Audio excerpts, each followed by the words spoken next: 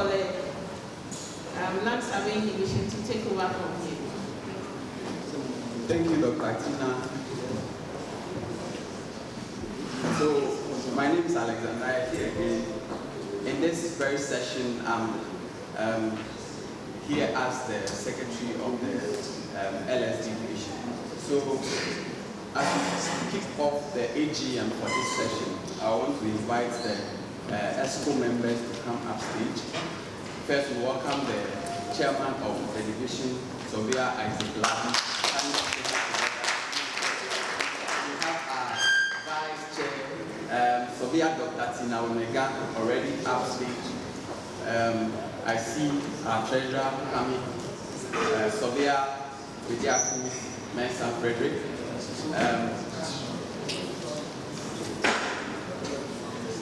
Mr. C.C. Mutual is coming up.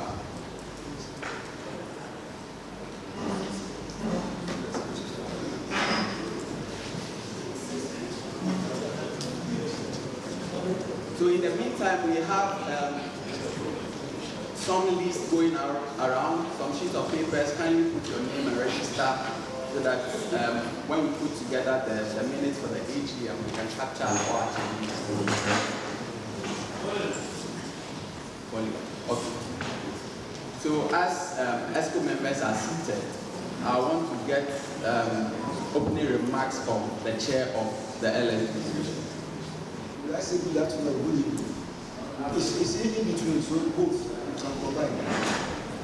And I want to thank you all for responding to this our meeting. And I want to believe that we know why we are here. And we're not going to limit anybody at all. But the point is, this meeting is for all of us. Whatever we say, let's try our best to mind our language. I beg you, please. Because the point is, we are all here to serve LSD, including myself. Nobody is above anybody. We are all here to serve LSD. So let's be very, very mindful of what we say.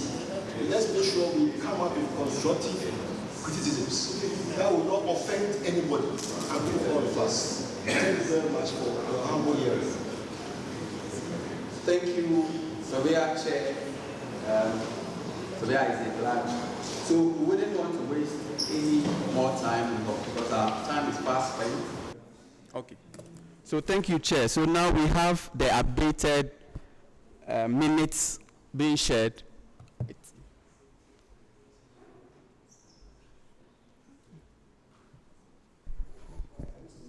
Yes. So this is the update.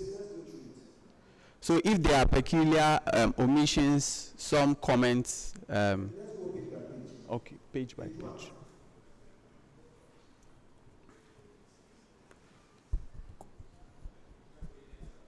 Yeah, so we have shared it on the various platforms.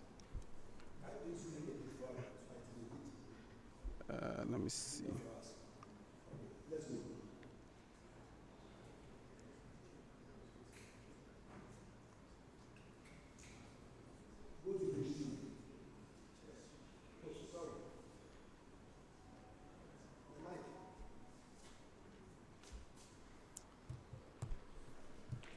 So I've shared it again, so those on WhatsApp can check. Thank you, Chair. My focus on the classes of members. I see some who are fellows members. If you can check at the secretariat, yes, I don't think you should. We'll check those ones. Okay. Yes, once you have indicated it, just make sure you get it right. Thank you. Thank you very much. Shall we go to the page?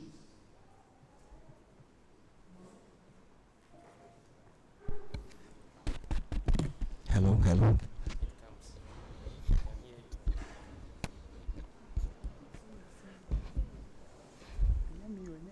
Okay, page 3. Okay. Oh, I should let him do it. Okay, page 4.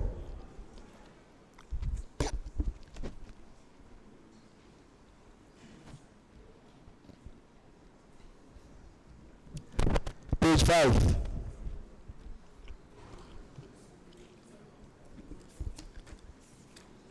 Page 6.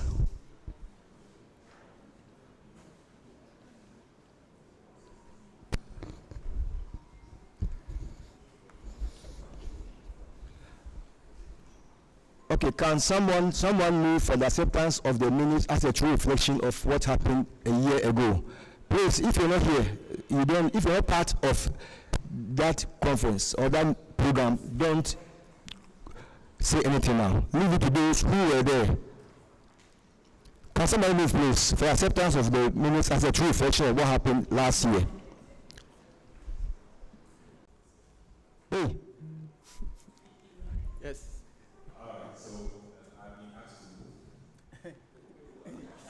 So you didn't move yourself, somebody asked you to move. So, in absence of any further corrections, I, hereby move that the minutes as presented be accepted as a true reflection of whatever transpired last year. Diploma number 805. Thank you very much. Seconder. Who seconds?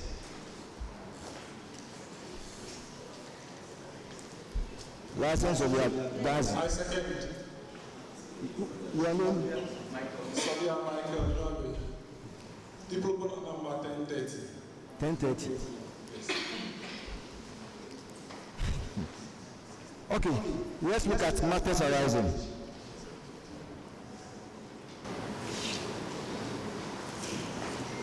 On the issue of disunity in LSD, it's a big issue, but I want to believe that things are getting on better now. I don't want to go deep into that because that was what was happening at that time. I want to believe that now things have changed. Or is it not true? Hello? As of that time, it was an issue we're battling with. I want to believe that now things are better than former. Or you don't agree with me? Yes, we agree. Or you don't agree with me? We agree. Please, let's hear from you for us to know that I'm following what you are saying. Do you agree or don't agree? We agree. Thank you very much. Then on the review of LSD listed accounts, we will talk about that later when we are giving the audit report. So we'll talk about that later. And then on appointment to boards and committees, we have written to Governing Council to furnish us with the list. It has been a bit difficult getting that list, but we are still pursuing it. You know, we've had problems with records keeping, and it is a problem that we are all battling with. We've written to them, and they have promised us getting it at our next Governing Council meeting. So we are working on that. Then we had reports from the various committees. But right now, right after discussing these minutes, we will have also committee chairs coming up here to give us verbal report of what they've done over the past 5-6 months. All subcommittee chairs will become, I think we better start coming up here because we will be giving us verbal reports or verbal presentation on what we've been doing or we have been doing over the past 5-6 months. So get yourselves ready.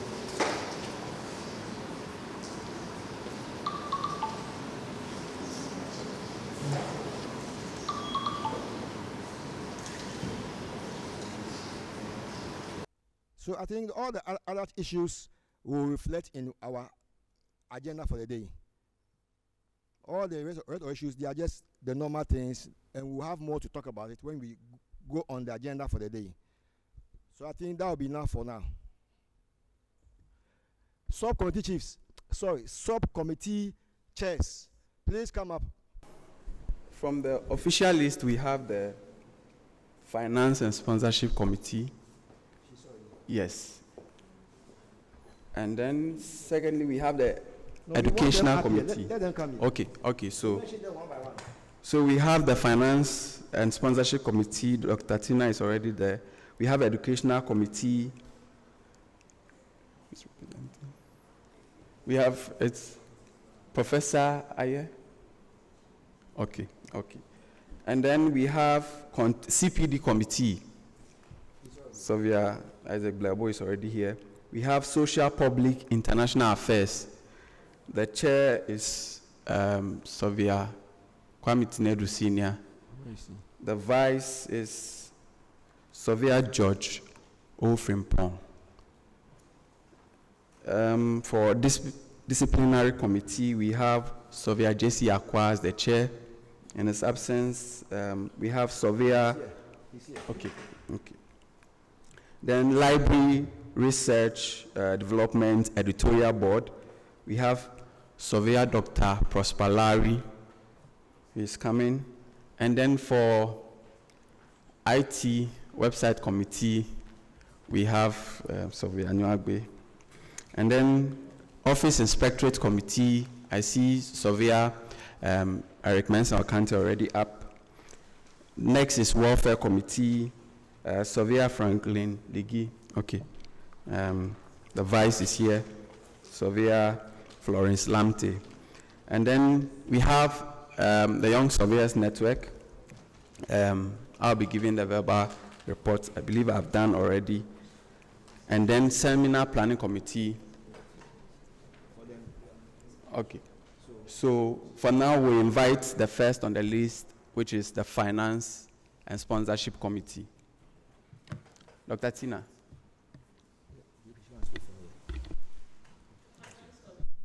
Yes. Please, we are giving you 3 minutes. Just a summary of what you've been doing so far, because we have a lot to discuss.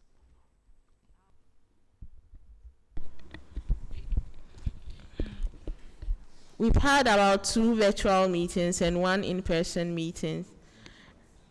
We first met with the old executives of the Finance Committee to do some kind of handing over, even though that has not been fully done, but they gave us an idea of what happened in the last session. So that's what we have done. And then we have also considered budgets. So we received budgets from the Education Committee, Seminar Planning Committee, YSN, CPD Committee, Office Inspectorate Committee, Welfare Committee, and then International Relation and Public Affairs Committee. So we received those budgets and we considered them. Now, for observation on budget, we realized that apart from the Education Committee, the Seminar Committee, and to some extent YSN committees who put in their budgets how to get incomes, all of them just brought expenditures. So that's one observation the Finance Committee made. And then we were also tasked to look at whether we will give honorariums to work that is carried out for the division. So we looked at honorariums for resource persons. If you are a resource person for a CPD or any program that is held, what is your honorarium? If we have meetings, virtual meetings and in-person meetings, are you required to take any TNT, something small? And then if you present the division outside and make presentations on behalf of the division, what honorarium are you supposed to receive? So those are the criteria that we looked at. So for now, that is what the Finance Committee has done. Thank you very much. Thank you very much. Any question? No, I think what we'll do is let's allow all of them to present their reports. So just note down your question. Then at the time that is necessary, you ask your questions, please. So next is Education Committee. So the Education Committee Chair is Surveyor Professor Aye. So I'll do a presentation on his behalf.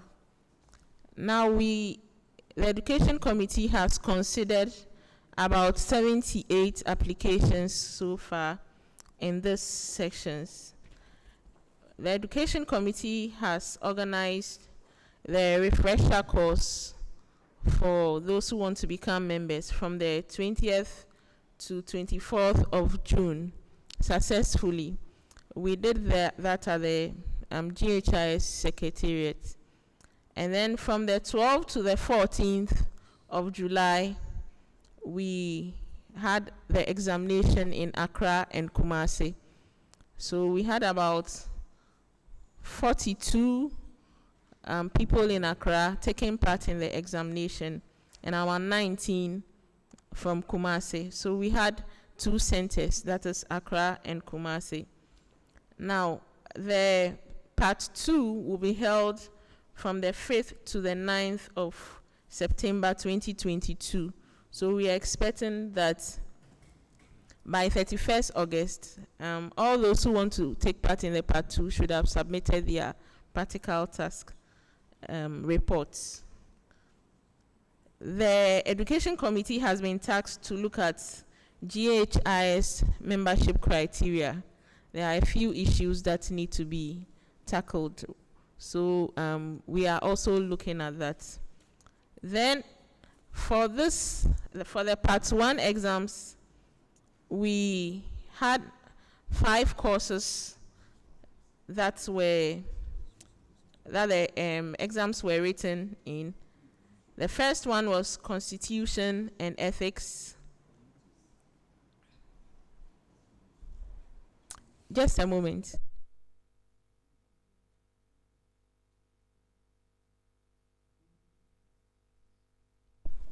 Okay, so 61 people passed and there was no failure. In the mapping also, it was the same. All the 61 people who took part in the exams passed. Then for the cadastral survey,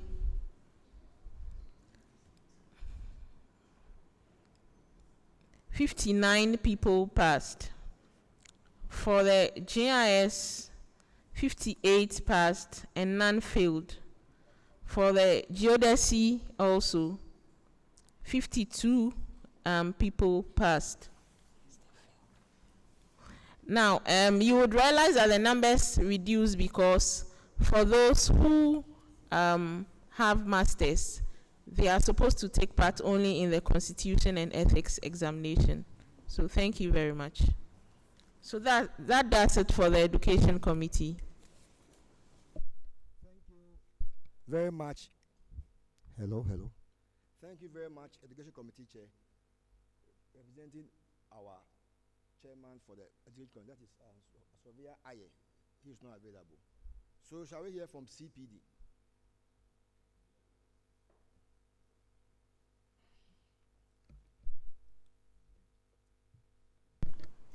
Thank you very much, Chair, for the opportunity. CPD committee, we had 3 virtual meetings, one to plan for the session and also to work on our budget. And at the end of our meeting, we came up with about 5 topics for the session, out of which we've done 2 so far. We've given a slot to YSN to work on. The first one we did has to do with the role of the trainees supervisor and the trainee surveyor, which was handled by our own past chairman of the Education Committee, Surveyor upon entry, and the IPP, Surveyor John Amaglo. We had a second one that has to do with strategies for collaboration between LUSPA, Lands Commission, and the professional surveyor. It was also a virtual CPD organized, and then we engaged the Lands Commission, we engaged LUSPA, and also a member of our body. What we have left, aside the Young Surveyors Day, our next CPD after the Young Surveyors one will be on the topic, our responsibility with regard to GRA. Some of us have our own firms. We want them to educate us about our tax obligations so that we will not be found at the other side of the law if they want to audit us. And then the last one we will have probably before the end of the year will have to do with costing. We did costing last year, but we were told that we need to do a little more about costing again. And so what we will do is we'll try to engage more regarding the costing so that we'll not be working for free, but then we'll work and charge accordingly. I think that's what I have to present for now. Thank you.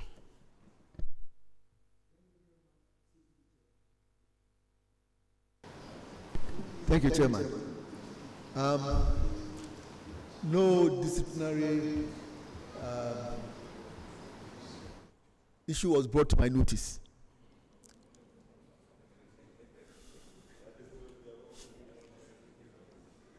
But I want to say that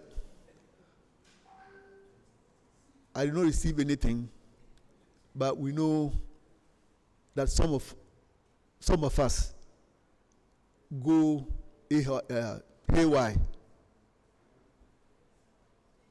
on the platform. Please take note of it, and then make sure your message or whatever you want to express is done in a polite way. Already I told you, your fathers are on the platform. Even some are your grandfathers. So anything you put on it, make sure it's not offensive. Thank you.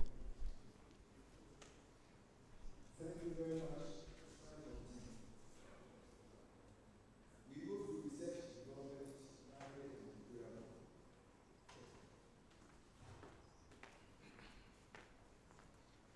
Yeah, thank you very much. We are supposed to help in reviving the Surveyor Journal, and my committee have been working on that. As part of this seminar too, most of the paper presentations that you saw is supposed to go through some review if it has to be accepted into the journal, and also for the presentation that we did see. On the part of the library, we're supposed to work on some e-books and other materials that will be good for members, and that is work in progress. So within the year, we shall call for some papers among these other ones that we have received, and we shall also see how to document newsletters and also to work with our other counterparts in the other division for us to revive the Surveying Journal. Thank you. Okay, before ICT does his presentation, we want to give an update on Education Committee. Okay, so my attention was just drawn to the fact that I didn't mention some of the figures properly. So for Constitution and Ethics examination, all those who wrote to the exams passed. For mapping, the same. For cadastral survey, 59 people wrote the exams, 54 passed, representing 91.5%, and 5 failed, representing 8.5%. For GIS, LIS, all of them passed. There was no failure. And then for geodesy, 58 people wrote the exams, 52 passed, and then 6 people failed. So thank you very much. ICT. So our membership, I'm the chairman, Surveyor Michael Nyuagbe. Then our members are Surveyor Alexander Ite, Surveyor Bridget Naayele Hammond, Surveyor Patrick Ansu Jiabo, Surveyor Dela Michael Ajabin. Excuse me, see, we'll be giving them the report. Okay. Just give us a summary. All right, so these are our members, and then our program and activities for 2022. So our program, we plan to train our committee members. If you look at our work, it's quite technical. And our members, we drew all of them from YSN. So our plan was to train them, and we've been having series of training. You see the gadgets we use, the projection, the communication, making sure you see what is happening, both in CPD and every other activity that is going on. We've had about 3 trainings, but we are not yet sufficient. We'll continue our training. We plan to train the divisional subcommittee members as well, because we see that we are deficient in the use of most of our virtual platforms. Now, life is no longer just the physical, so they have to be driven on our platforms. So we'll be inviting them for trainings. We have been updating the website of the whole institution as well with our information. That was our plan. We realized that there was a gap there. So we've been filling that with the information that we get. And we want to improve on that as well. So as we work, we will need more information. We liaise with them, and then we get it there timely for people to know more about us. Then the 4th one is we are planning to have training on developing dashboards in Excel to help us in our research and our analysis at work. That will be open to everybody. It may be a 1 or 2 day. The specialist to train us is not a member. He's been spoken to. He's ready. We will liaise with the CPD committee, and then we'll announce you at the right time. But it looks like it will be somewhere in October. So just have a date there open for us. Then we are working to revive the LSD portal, because if you realize the registration for this particular program and other programs, you register, the payment is somewhere else. We want to put all of that together. You register, you pay, and then we have the database together for everyone to access, and we wouldn't need to be calling you too much. Then we give support to the CPD committee. So you see that our CPDs have been virtual, and that is riding on our back most of the time. Then the seminar, we don't need to explain that too much. Then we support the education committee when they need us, especially during the COVID. They had to ride on our back, and we are still available to them. If they have any challenge, they can come back to us. The divisional committee, to every program that they have, we support them. Then lastly, we want to train our members on HTML scripting and WebGIS. We want us to be IT savvy. We can't be just working on desktop. So expect that one will be a master class training. It will be like almost a 4-week activity. It won't be like the CPD we've been having. And most likely we're paying something small for it. So just have it on your schedule. That will invite you for something like that. Then you see that we introduced these QR codes that we've been scanning. You came and you registered. Now we want you to evaluate the seminar. As we started and you scanned with your phone, when you go back, you see that now the QR codes have changed their color. They are now blue. You can scan them, tell us how you feel about the seminar. And then if we did something that is not too good, put it there so that we can improve in our next session. Thank you very much. So thank you very much. Okay, don't worry. Next year we'll go purely digital. Okay, shall we hear from Office Inspectorate Committee? Thank you, Mr. Chair. Thank you, Mr. Chair. So the Office Inspectorate Committee is made up of 7 members with 1 co-opted member. We have met on 3 occasions, all virtual, and we set out some criteria for ourselves, or set objectives for ourselves.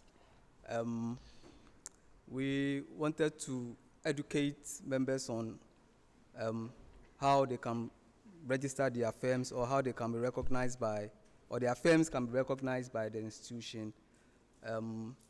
We also set out to embark on a vigorous exercise to educate members as to how they will get their firms also recognized by the institution. And also, we'll set out to embark on visitation of firms. So we'll be visiting firms which have registered and firms also which have not actually registered. We want to have a discussion with them as to their challenges, because we have realized that firms are not actually coming up to have their firms recognized by the institution. So we are going to embark on that exercise, get closer to them, interact with them, and find out what their problems are, and probably help them to get them recognized by the institution. So we also met to develop our programs for the session. We have also submitted our budget as well. So luckily for us, we have 1 member who used to be on the previous committee, who is on this committee. So he actually briefed us as to what they have done, or what they did in the previous committee. So we are taking up from there, and we are moving on. We have 1 pending firm which was being assessed in the by the previous committee, which they could not complete. So we have taken it on, and we will do that very soon. So, Chairman, in the nutshell, this is what we have done so far. Thank you. Thank you very much. Can we appreciate it, please? Okay. Can we hear from welfare? Welfare Committee.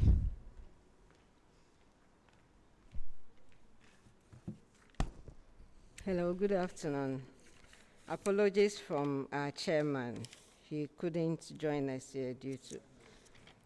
So apologies from our chairman. He couldn't be with us due to some pressing issue. So I'll just give a brief report on that. So for this, I will just give an activity of what we've done for 2022. We all know that with welfare, it's when a member is bereaved, a member has given birth, we want to do outdooring, he will invite us, or a member is sick, our old and sick people too, we go around to visit them. So basically that's what we do. 2022, we so far 6 members lost their parents, 2 members lost their wives. The second one is the one we are doing contribution.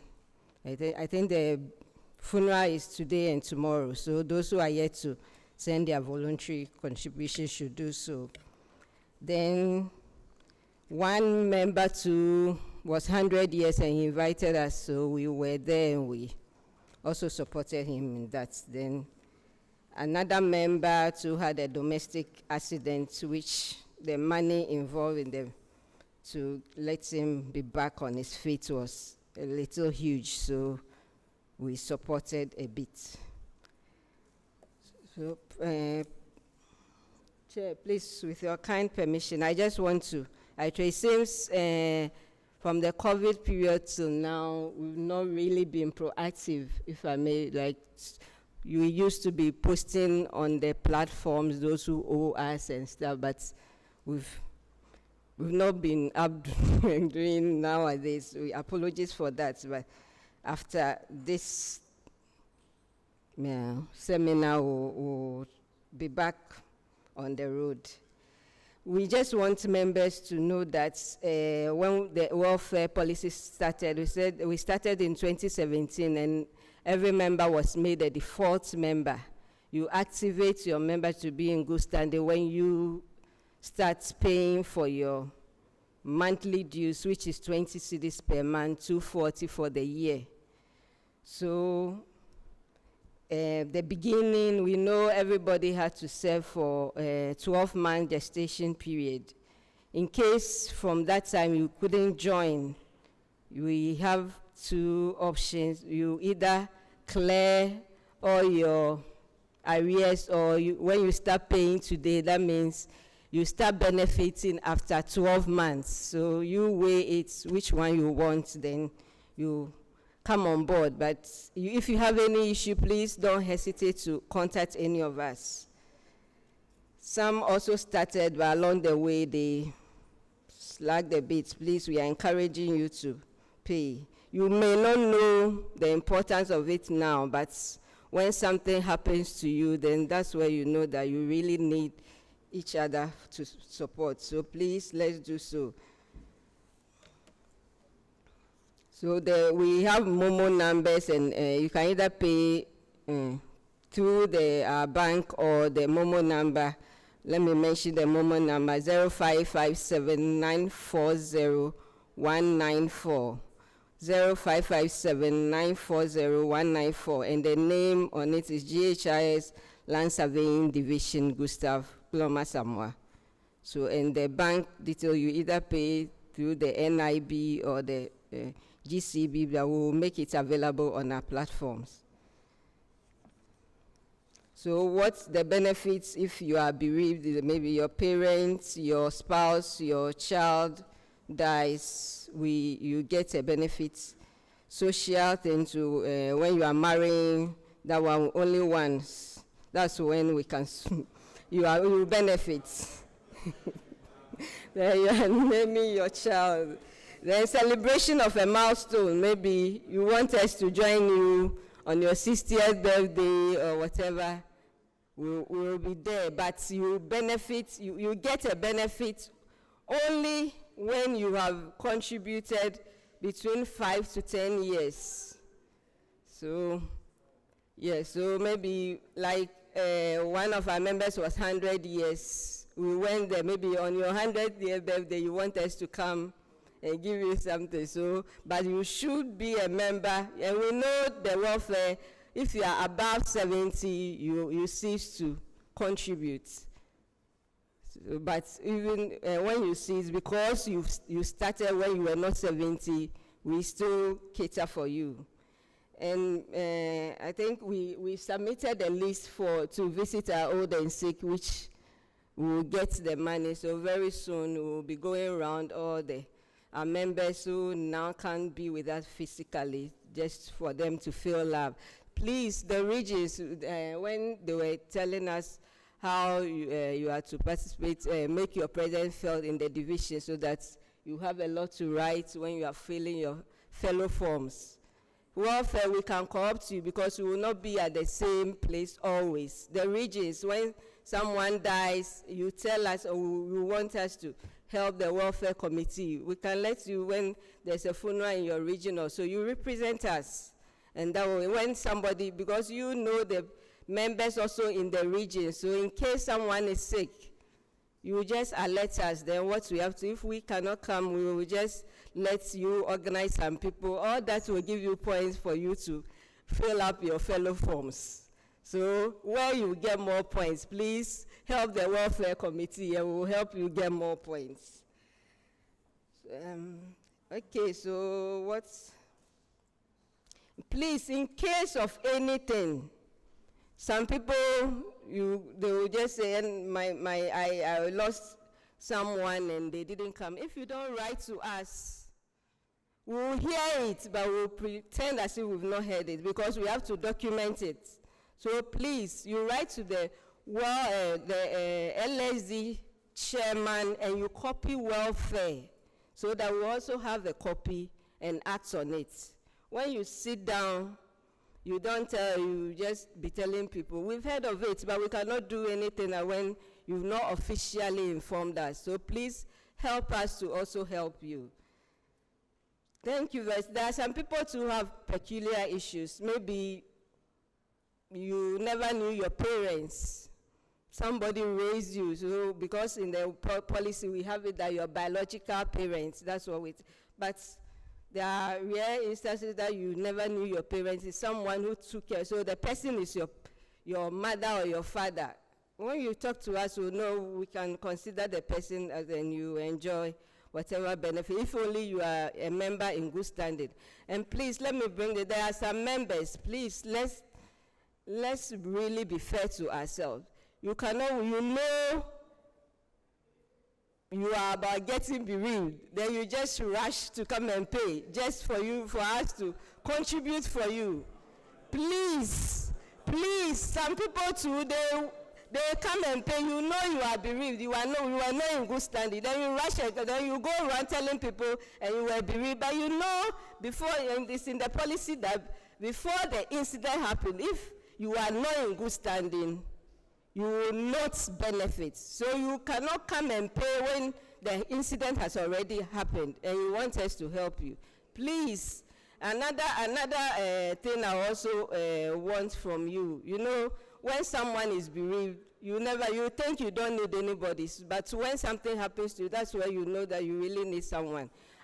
Even if everybody will contribute one cedi, at the end of the day, we'll get an appreciable amount to give to the person. So when we are calling for voluntary donations, I have to wear the spectacles so that I see your faces well, because this is really dear to my heart. Whether you know the person or not, please, even if it's 5 cedis, donate so that we will help the person, because we know our system. With the family, when something happens, they leave everything to you, and you struggle to do it. But once we have this family around, when we know we help each other, we will lessen the person's burden and everything will go on well for us. So thank you very much. Thank you very much, Welfare Chair. I intentionally allowed her because of the sensitivity of the activities. So please. So we move to YSN. I'm sure they've already had given us something to share, but maybe. Yeah, Chair, we have indeed given our presentation, but we won't refuse an opportunity to talk about the YSN again. So the YSN this session has met twice. We have adopted a collective decision-making approach. So we leveraging the social media platform. So for example, on our Telegram platform, if we want to take decisions, we run polls, like we want to hold our meeting at this time and members will vote. And also we encourage volunteerism. So we want members to volunteer themselves to play roles in the YSN activities, so that once you volunteer your time, then you'll be committed to it. We have submitted a report to ESCO. When we proposed our new structure, we submitted it to ESCO, and as the chair of the finance committee noted, we have also submitted our budget for the session to the finance committee for consideration. I'll take this opportunity again to invite members and remind members of our upcoming CPD on the 21st of September next month, and also to reiterate our request and appeal for support from members and firms. Thank you very much. Thank you very much for the report for YSN. Now we go to our almighty seminar committee chair. I know you'll be submitting a full report that will disseminate to all members. So we'll put the thing to give us a brief report on yes, seminar committee.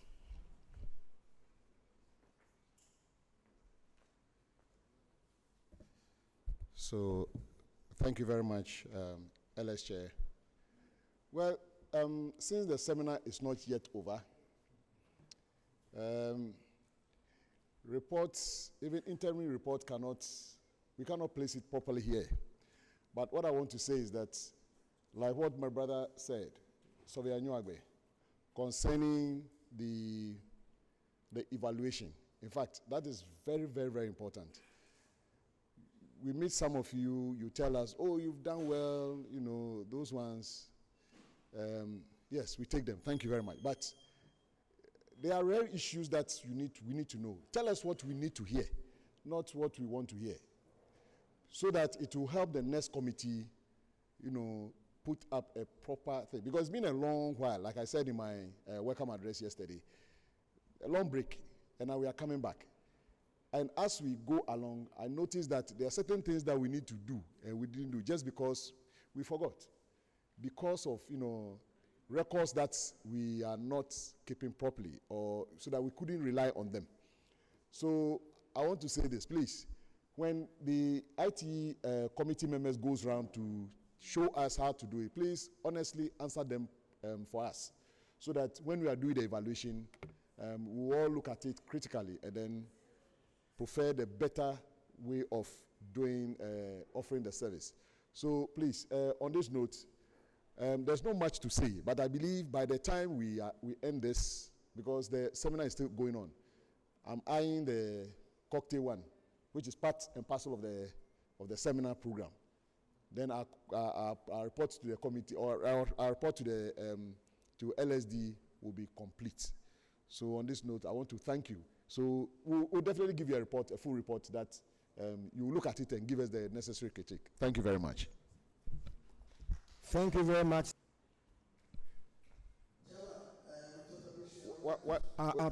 Please hold the mic for a while. You just give me an update. Wait a while, my brother.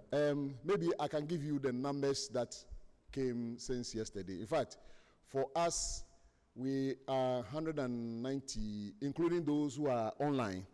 We are around 198 so far. 198. That is, I mean, those who registered. 198 so far. Thank you. Thank you very much. All right, the questions, please. Please, let's make it very short. You can direct it to any of the committee.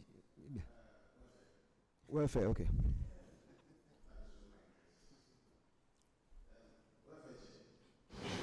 You talked about marrying once, and the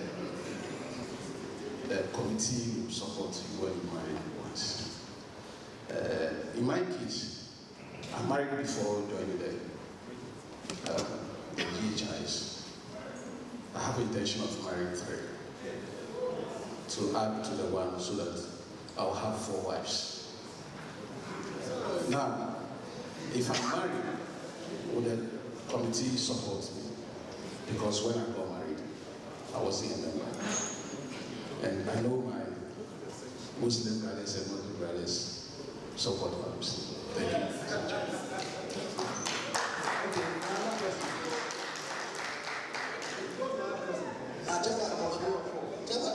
My question, it goes to discipline committee. Discipline committee. Before this year's AGM, one of our members gave certain comments on the platform, and he was an LSD member, but he was written to by the GC. The GC wrote to him to appear before the GC General Discipline Committee. So when we met them this Wednesday, I asked them why the matter was not referred to the LSD Discipline Committee, because we also have the Divisional Discipline Committee. But they said, that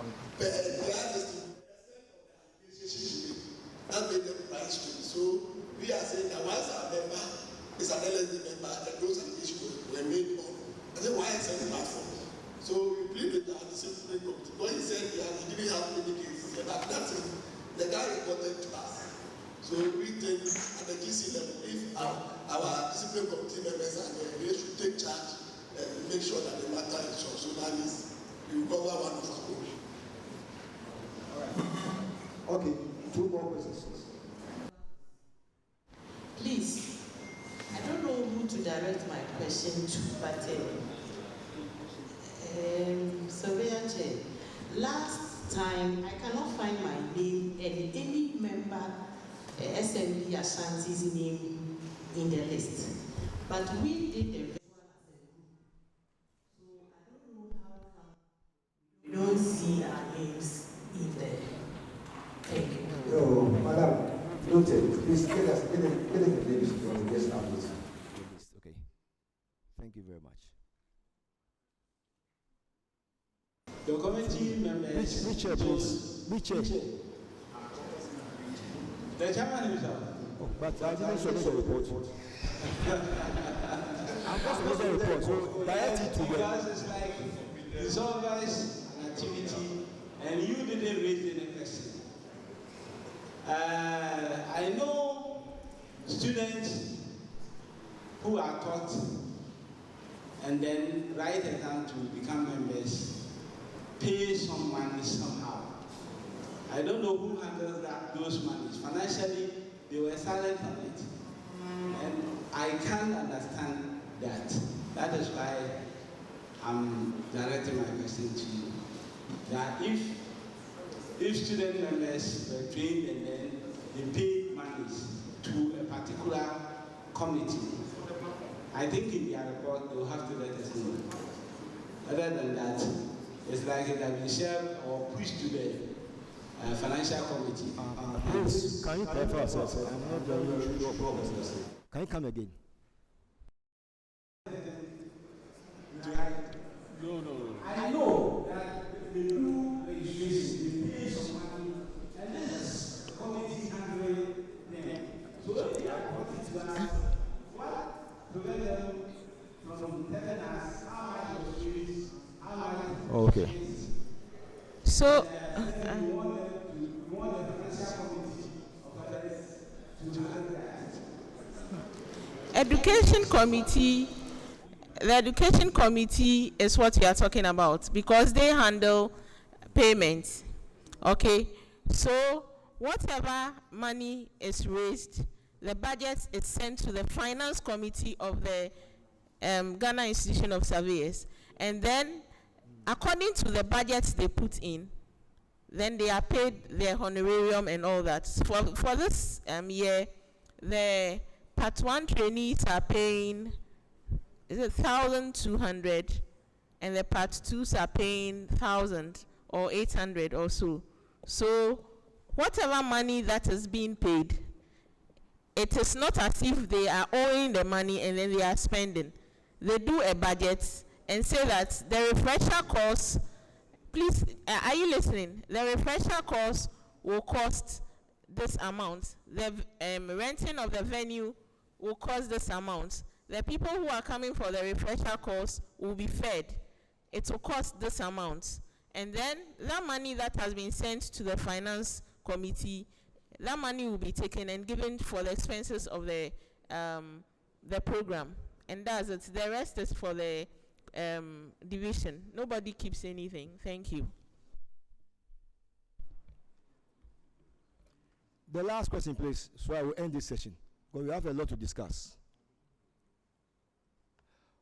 Okay, can you please respond to the questions? Welfare committee. Oh.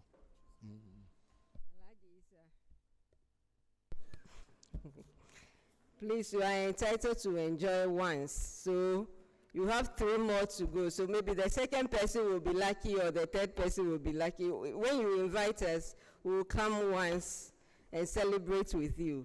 When your mom also dies, it's a general thing. When you lost your parents and you invite us and we come, and maybe after, we will just give, in our culture, they say, that one will finish with you. When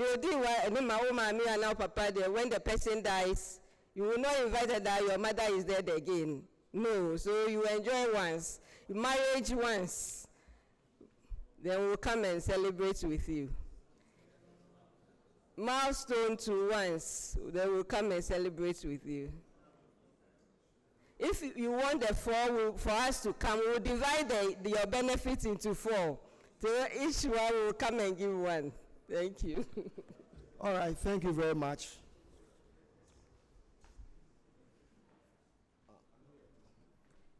Yes, we are going to have a report from Social, Public, and Financial Affairs.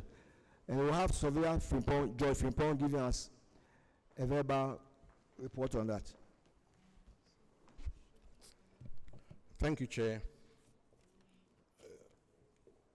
The Social Affairs and International Relations has a few things that they would want to do for the session. First on the list is that we have submitted a budget, comprehensive budget, to the Finance Committee, and we hope the budget will be approved, because the activities that I want to undertake are all capital intensive. The first that we want to do is public education. We want to do some media outreach, engage some tertiary and senior high school, tertiary institutions and senior high schools, traditional authorities, and some religious groups. We also want to build our capacity through conferences, local and international conferences, by seeking sponsorship to some of us, so we can attend some summer schools and some conferences to build our capacities. We also want to do some educational tours and industry engagement. The first that we have on our list is to make a trip to the Tema and Pakadan Railway Line project. And so if we are financially resourced, would want to engage carry all of us from Accra and visit the Tema and Pakadan Railway project. We also want to visit some mining firms in the Western region. And so that's one of the things that we would want to do. And then the last activity will be digital media and communication. we want to have a podcast equipment, and so we can get some of our topics prepared and posted, and would be engaging some of our young surveyors who are digitally minded to help. So we prepare those media materials and broadcast them. So the YSN guys, please get yourselves ready. Would need you to help in this regard. We also would want to engage the Ghana News Agency on some topical issues that relate to our profession. They will carry it, and then the other media houses will tap in from theirs. And so if there is any topical issue, we'll then arrange, and some of us who are very well versed in those subjects or topics will be asked to present their views at the GNA office. They'll be recorded and will be posted online. These are some of the few things that we would want to do as a subcommittee. Our chairman, unfortunately, was unable to join us for this afternoon session. Thank you, Chair. Thank you very much. Okay, ESCO 2 has some report to offer, but before that, let's listen to the report from the audit team we set up. Financial and audit team we set up. Please, is to give us.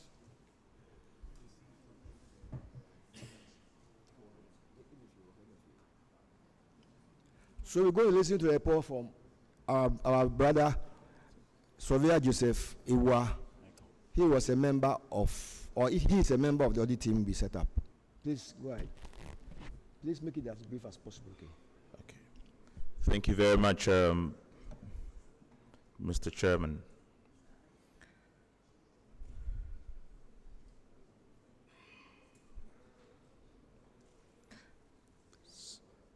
The executives of the Land Surveying Division constituted an internal audit committee to scrutinize the financial records for the last 2 sessions.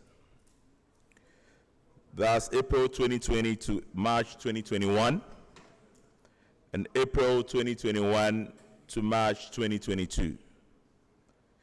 The committee is made up of the following: Surveyor Samuel Ponentry, the chairman of the committee; Surveyor Florence Lamte, member; Surveyor Joseph Osiwa, member; Surveyor Ivy Gladys Appiah, and then Surveyor Christian Sesolutra.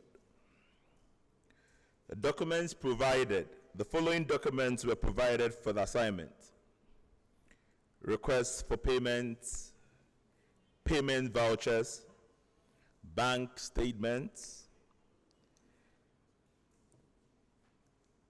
In the bank statement, we have the LSD main accounts at NIB and GCB. We have LSD welfare accounts at NIB and GCB. And then checkbooks of the main accounts at NIB and GCB. The committee met on Thursday, the 11th of August, 2022 at the Secretariat. We co-opted the GHIS accountant, or the GHIS finance manager, Mr. Ibrahim Kofi Musa, to help us in the extraction of the inflows and outflows of the bank statements. The committee scrutinized all the documents available, and some observations were made.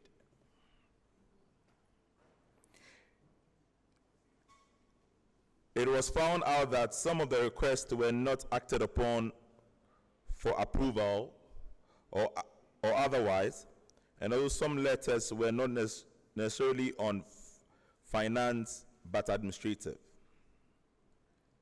On PVs, on payment vouchers, the following observations were made.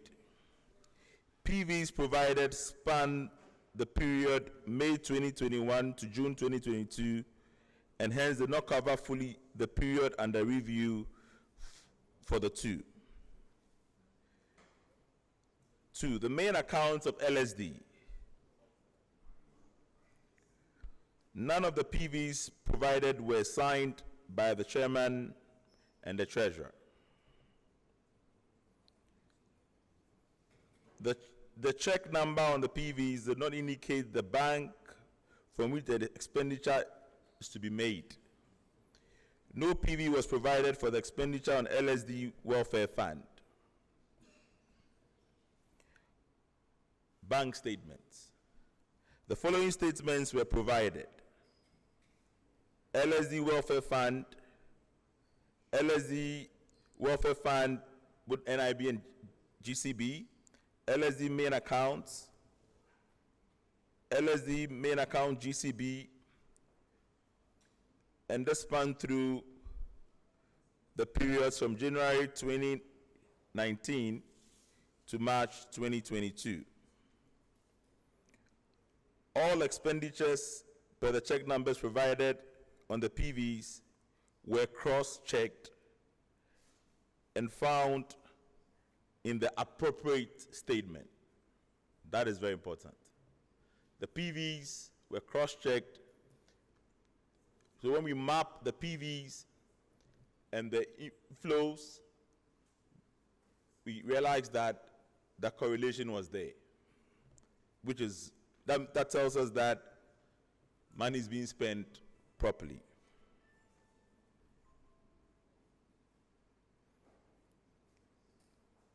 The division receives or spends money either through the bank or mobile money transfers.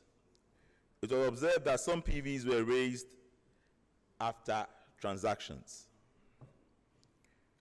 So we later went on to put out the necessary recommendations. 1, that the Treasurer and Finance Committee must prepare an income and expenditure account at the end of a session to aid auditing. The Treasurer has to prepare the account quarterly. That the GHIS account unit has to be used if need be. That every PV has to be signed by the chairman of LSD and treasurer of LSD, as well as the recipient. That the bank has to be stated with a check number on the PV. That PV has to be raised as soon as approval has been given. That the following documents must be put together in all transactions: request letter or memo, duly signed PV raised, and all corresponding receipts or invoices on a particular transaction. That the Welfare Committee must also make available all documents on all transactions to the Treasurer or Finance Committee quarterly. That all relevant documents must be made available at all material times. That audit has to be done at the end of every session. That the Finance Committee should institute procedures for keeping financial records so that there will be systematic and meticulous keeping of the records. That the Welfare GCB account be closed because from the records available, the account has not been operational. And finally, that electronic PVs system should be adopted. In conclusion, in the opinion of the committee, we have done due diligence to the assignment with available records. The inflows and outflows are in alignment with the PVs, and the members of the committee wish to thank the LSD Chairman, and ESCO for the opportunity to serve, and it is our hope that our recommendations will be implemented for the sake of transparency and accountability on the finances of the division.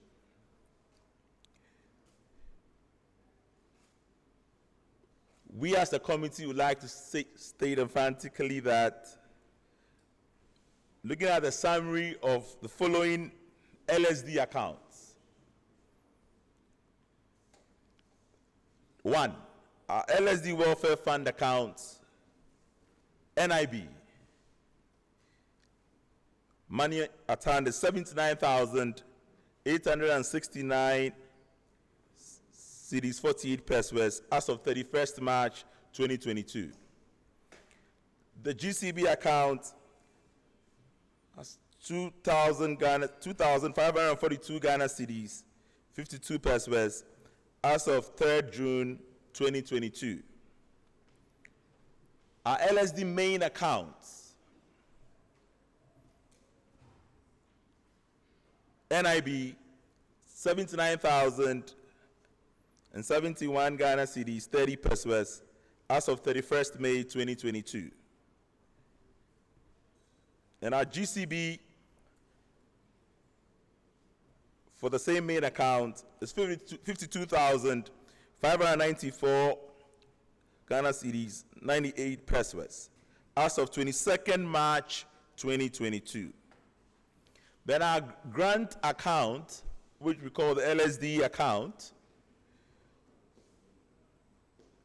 which is the LISA account for LSD, which our grant account with NIB sets at 3 million Ghana cedis, 108 cedis, 88 pesos as of 31st March 2022. So we are cash strong as a division. Thank you very much.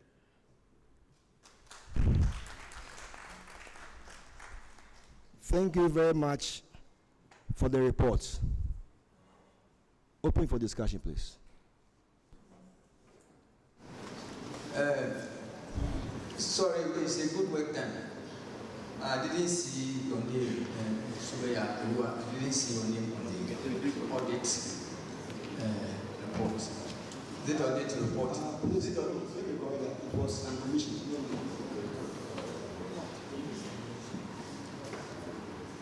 The chairman of the audit committee is the appointee. But in the brochure, the appointee, I think his name was omitted. So I see him as an email. Sorry, let me carry on. And in fact, let me also know from the ESCO. You see that the chairman is part of the financial committee. Why? And the same time an auditor. Please, which chairman? The chairman of the audit of the financial committee. The chairman of the audit committee is a member of the financial committee. And I can see also the welfare. I have Sylvia for his Lamte's name there. And I can see Eva Gladys appear in there. Why is it that these same people dealing with our monies are the same people being the auditors? Though this has come, I don't understand.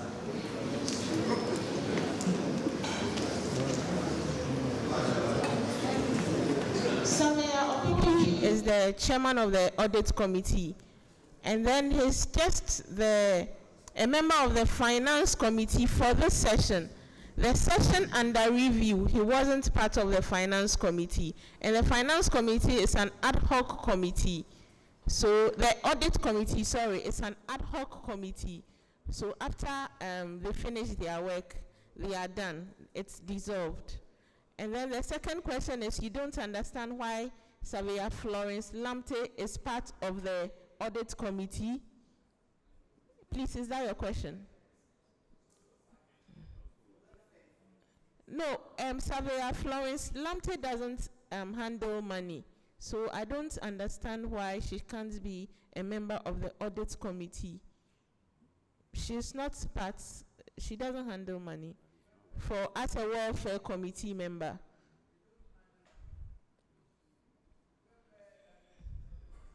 No, so do you mean if someone is a member of any committee, then they can't be a member of the audit committee?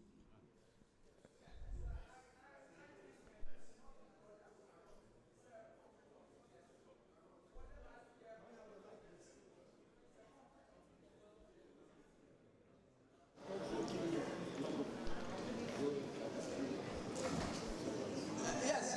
I think they should not be part of the audit committee. Pardon?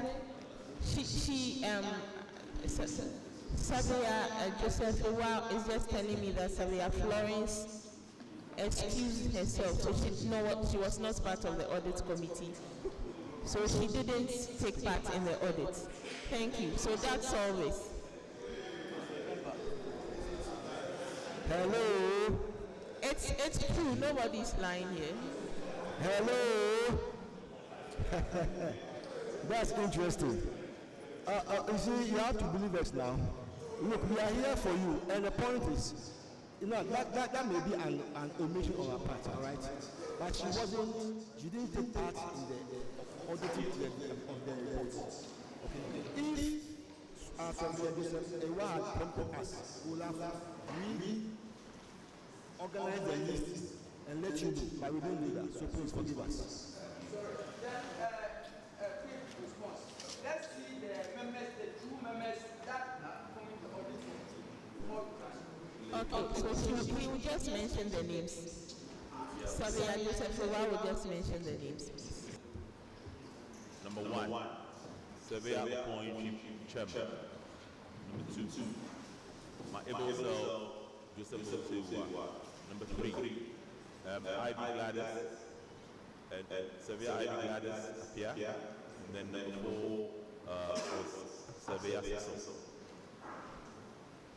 So we were the 4 members that scrutinized the accounts of the position. Thank you. During your presentation, did I hear that checks were signed before, checks were given before PPs were signed? I would say that is very serious. Because how was the memo scrutinized? And who issued the check when PP was not signed? That's serious from where I'm coming from. Please let me look at the last slide. The last slide. What the figures are.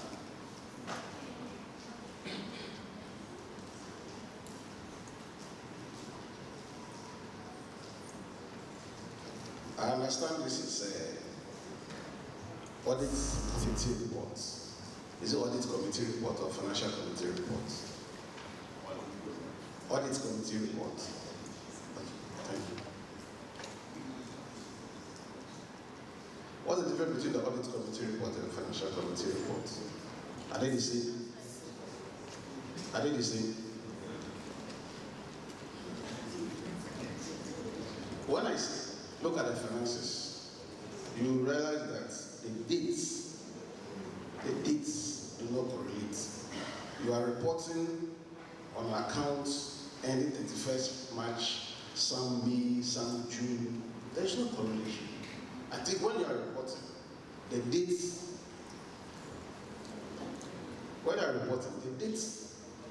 must be the same, because we don't know after that date, after 31st, after June, after March, what happened?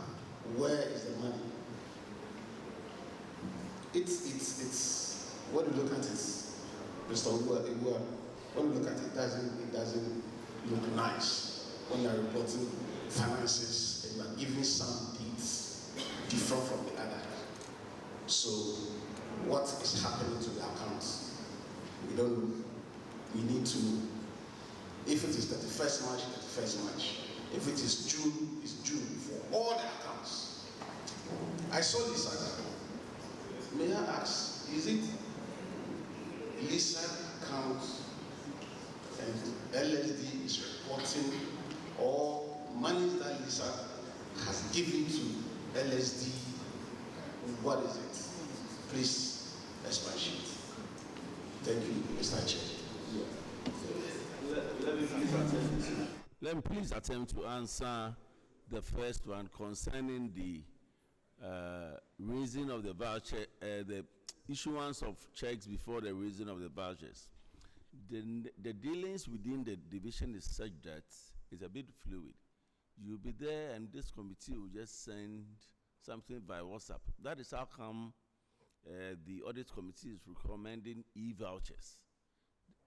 And you need money to do something urgently. So when it happens, you have to quickly print it out, quickly write a check, get your chairperson. The two signatories on the accounts are the chairperson and the treasurer. In the absence of the treasurer, the secretary can equally sign. So what normally happens is it's so fluid that it comes, you might not be able to do it. But I just didn't want, I could have easily done it before handing over the notes to them, but I wanted to bring it to the house for people to know how we do our things. So that we make sure when chairpersons of various committees want or make requests, they need to follow due processes. You realize that the reconciliation between the vouchers is correlated with the statements. But it's something that I want to bring to the house. I could have just started to do those things before handing over the documents.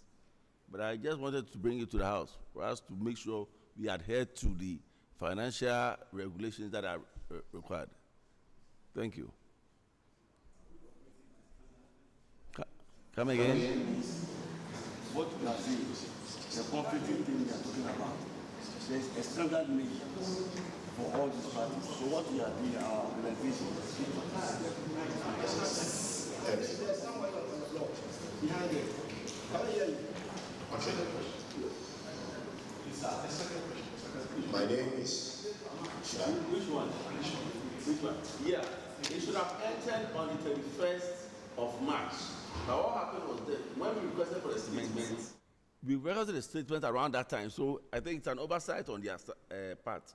It should have ended on the 31st because that's when the session ends. For yeah. Come again? We will let them reconcile and we put it forward for the divisional committee.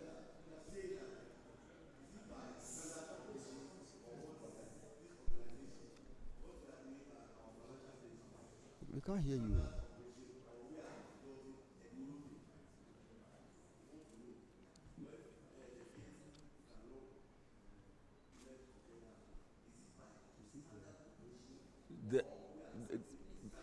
Okay.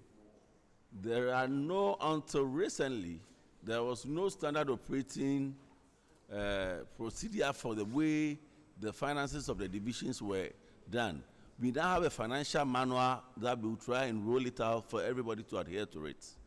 There's a financial manual that has been developed, and it will be shared with all the heads of the committees so that you know what you're supposed to do when you want to request for funds. There was no any standard operating procedure for dealings, but at least, you know, everybody seems to be tight. This is just something that people are just helping to help the division run. Surveyor Osu. Yes.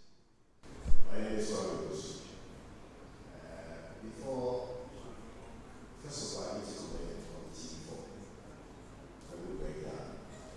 Notwithstanding the challenges in the case. But before maybe I jump to the conclusion, first of all, I would like to know what was submitted. Is it the entire report or just a summary of the audit report?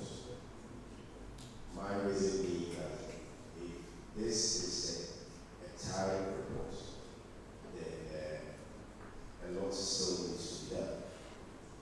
Specifically, earlier on I wanted to talk about warfare. And the question that was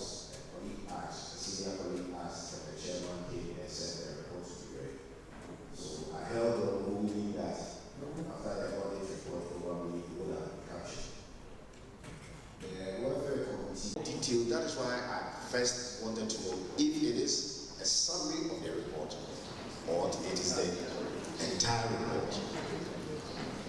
If again, if it is the entire, then probably if the committee can lay more emphasis on how much we have, how much was spent, how much is left. The reason why I'm laying this emphasis is for others to also, for it to also motivate others that probably in the welfare may not even have that. They are so cash strapped that they may need more money, and therefore we need more people to be on board. So it's not about witch hunting, but it is in the interest, let's look at it from the positive end, that if things are made more transparent and clearer, then a lot of people will be on board. Thank you. Thank you very much, Sylvia. Your name is Pami Owusu. Thank God we don't have witches here, so we are free.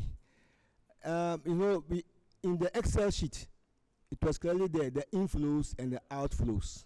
They were all there. Maybe it's unfortunate that you couldn't see, but we will definitely give it to you for you to see the details. But we have the inflows and the outflows in the Excel sheet. Now, but I want to ask, if there's any specific issue on the welfare that it is a worry to you, can you be specific on it for us? How it's a society. Let me use the term society here. Like, we are in a community. We all belong to this community. This is what we are supposed. It's required of us to do. And this is what, if you do this is what you will get. If you do that, this is what the outcome will be. But if there isn't any clear policy, and that even reminds us of now, and somebody also made me that even tonight, he doesn't even know the welfare policy. So you see, there's this scanty information. But I believe if everything is made available, and there's so much information out there, there wouldn't be much to worry about. And probably having to chase people, and you see that the welfare, because the welfare is for us. And nobody will come and do the welfare for us. But if it is clearer, I believe you get a lot of people on board. So it's not about a specific issue.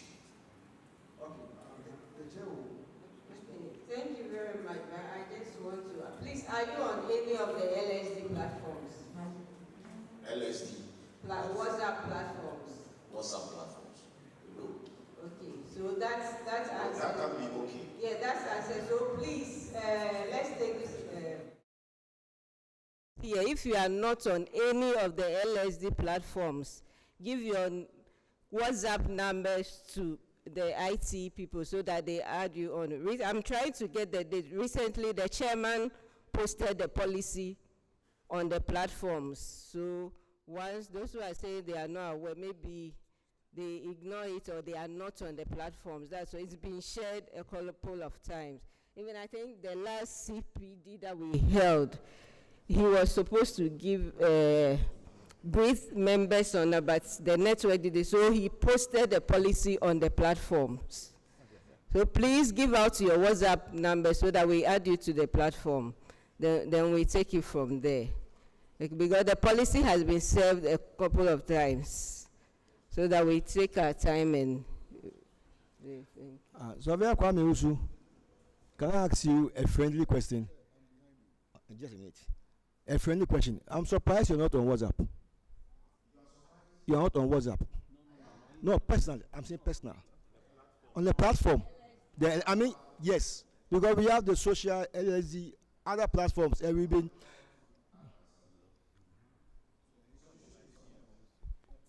Okay, I'm coming. Okay, all right, that's okay. It's okay, let's stop there. Yes. Sylvia Chair, please, this document is a very important document for all of us. It is not a document that you put on WhatsApp. We have emails.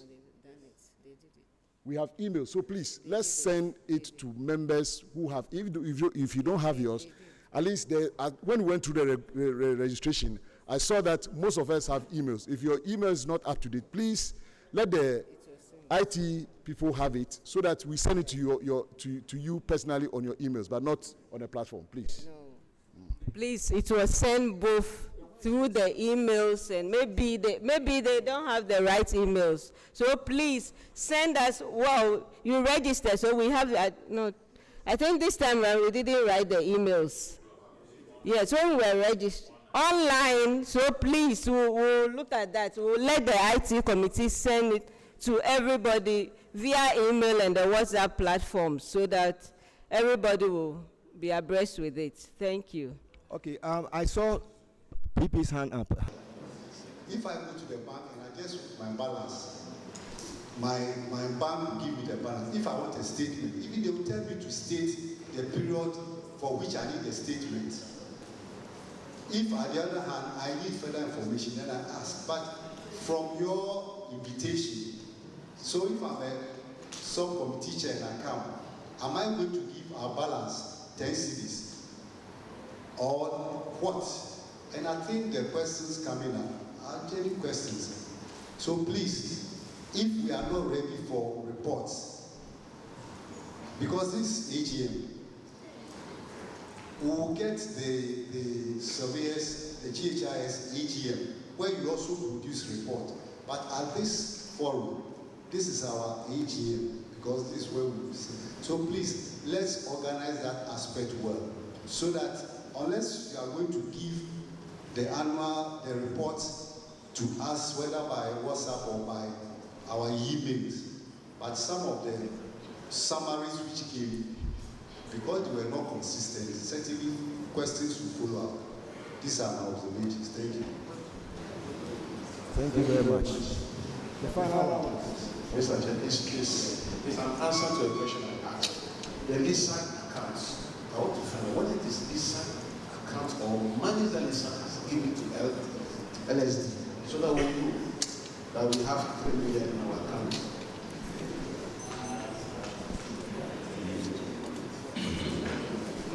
It's money that has been given to us as the tripartite committee policy. Yeah. So it's for LSD. It's LSD money. But that's the name of the account. That's why we are cash strong. That's why you are sitting here, highly subsidized. All right. Thank you very much. I think we'll end it here. We'll end it here, but I will still open the discussion. You can call on any of the committee chairs on any issue you are not sure of. The financial committee chair is here. Treasurer is also there. You have their numbers, please, because we cannot answer everything here. And as my PP said, we will see our best. We will update our reporting, so it will be very clear to all of us. But I'm happy from the report that came up that at least, let me use the word raw. At least I'm happy to hear from the reporting that there will be no chop. I think I am okay on that. I am very, very okay on that, because when they were going to do it, myself, I was a bit skeptic about how to do it. But since the report has come that there's no chop, I am okay with that. But we want to assure you that you have everything intact. We have able people here who will see to all the finances we have at our disposal. It is true that we might not the reporting might not be very clear to all of us, but everything is intact. So we'll go by the recommendations and correct things. We are hoping that our next meeting, you will have a better report than what we've given to you today. Thank you very much. Yes. And we have a program that we should have done it earlier on, but we want to do this program briefly on the health talk. That's very, very important to us. So please, let's allow our medical person to come and give us that talk on non-communicable diseases and preventive tips. So I'll allow our Vice Chairman to introduce the speaker. So please come up. Our health talk is going to be taken by Dr. Sarah Achireko, who is a physician specialist from the Regional Hospital, Sunyani. He's married with 2 kids. His father is Dr. Achireko, owner of Atreku Memorial Hospital. And he's an old student of, guess where? Old student of, guess where?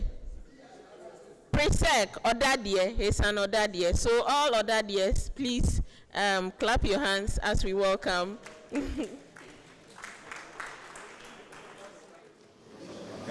evening to you all. I thank the organizers for giving me the opportunity to be talking about non-communicable diseases.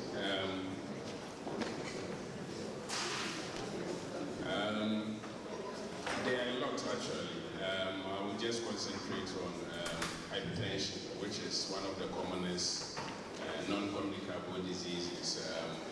It's on the ascendancy right now.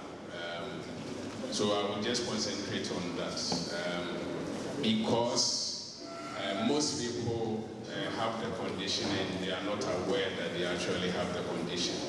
It's been estimated that about 46% of adults have hypertension, but they are not aware that they have the condition. That's the reason why I want to talk about it. It's on the increase because of our lifestyle and all that. I'll make it a bit interactive. I'll ask questions alongside and see if we have any knowledge about hypertension. So globally, hypertension, like I said, is on the increase. When you look at the adult population, it's been estimated that about 1.2 billion aged between 30 and 79 adults, 79 years. They have the condition. That means a lot of people really have it. So we need to be very cautious about that. Like I said, I'll make it interactive. So alongside, I'll be asking questions. Does anybody have an idea about the condition? If we say somebody has hypertension, what do we mean?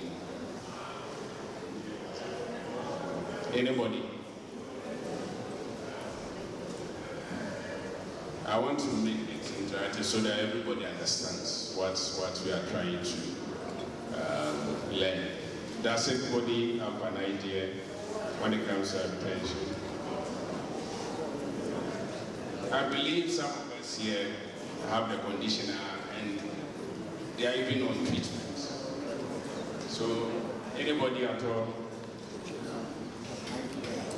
You are looking at the blood flow in the system with reference to the heart. Okay. Okay. All right. Thank you. Who else? Okay. When the pressure is above, it's commonly known as high blood pressure. Okay. And where is the pressure we are talking about? Which part of the body is? My understanding is that the arteries, the walls of the arteries it's not free for blood to flow. And okay. It's connected to the heart, so the blood is supposed to get to the heart, but it's not able to get to the heart. Okay, all right, thank you. Who else? Okay. I think there's something. For me, my understanding is that it's about the extent of the heart, the amount of energy that the heart needs to be able to pump the blood through arteries for it to be effective and to have every part of the body having the flow of the blood. If the pressure that is exerted is not enough, then that causes what we mean by pressure. The pressure is not enough for all. The pressure is not enough. It's not enough. It's not enough. Or it's high. We're able to push, so sometimes it's low and sometimes it's very high. Okay. Therefore, we have to see to it that it's maybe minimized at the point that to be efficient for blood flow in the system. That's my understanding. All right. Anybody else? Okay. The that I read about it talks about the two readings that one obtains I Okay. read that the first one, the top one, makes reference to the pressure of the blood running through the veins. Okay. It exceeds a certain level. It exerts so much pressure on the It exerts so much pressure on the veins that is beyond acceptable limits. Okay. So then it goes beyond that one and then you have a pressure. And then the bottom one, which is always lower, it refers to the pressure that takes place in the heart itself. So the heart pumps blood, it goes through the veins. So both of them are active. And if they exceed acceptable limits, then you have the restricted hypertension. Okay, all right. Thank you. Yeah, the blood is flowing in your veins. Okay. And at a certain rate. And it can move faster or slower. Okay. The pumping machine in the heart. So if it is moving faster, then we say the pressure becomes higher. Okay. And then we say it's high blood. When it's slow, then it becomes the opposite. Okay. So the pressure that the blood is moving in the vein. Okay, okay, thank you. Anyway, when it comes to our local language, P, we call it Mojamruso, isn't it? But it's actually a misnomer. If you say Mojamruso, that means the blood is more than necessary, which isn't the case. So when it comes to hypertension, like somebody said, one of you said, it's high blood pressure. But what do you mean by blood pressure? We are talking about the pressure in the arteries itself. We have arteries, veins, capillaries, but basically it's the arteries. So we are talking about the force exerted by the blood against the walls of the arteries. So if you have this to be the artery, there's blood flowing through the arteries. So this is the blood. So the force exerted by this blood against the walls of the arteries, that's the blood pressure. So it's not about the heart per se, we are talking about the arteries. One of you said we have two readings, that's the top reading and the bottom one. So the top one is what we call the systolic blood pressure. And that one is got to do with the pressure in the arteries when the heart is contracting. The heart, its function is to contract and relax. When it contracts, it sends blood to all parts of the body. And it has to receive blood to be able to contract and send blood to all parts of the body. So the first one is the pressure in the arteries when the heart is contracted. And the bottom one is the diastolic, the lower body. That is the pressure in the arteries when the heart is relaxed and is receiving blood to pump to other parts of the body. I hope all of us understand.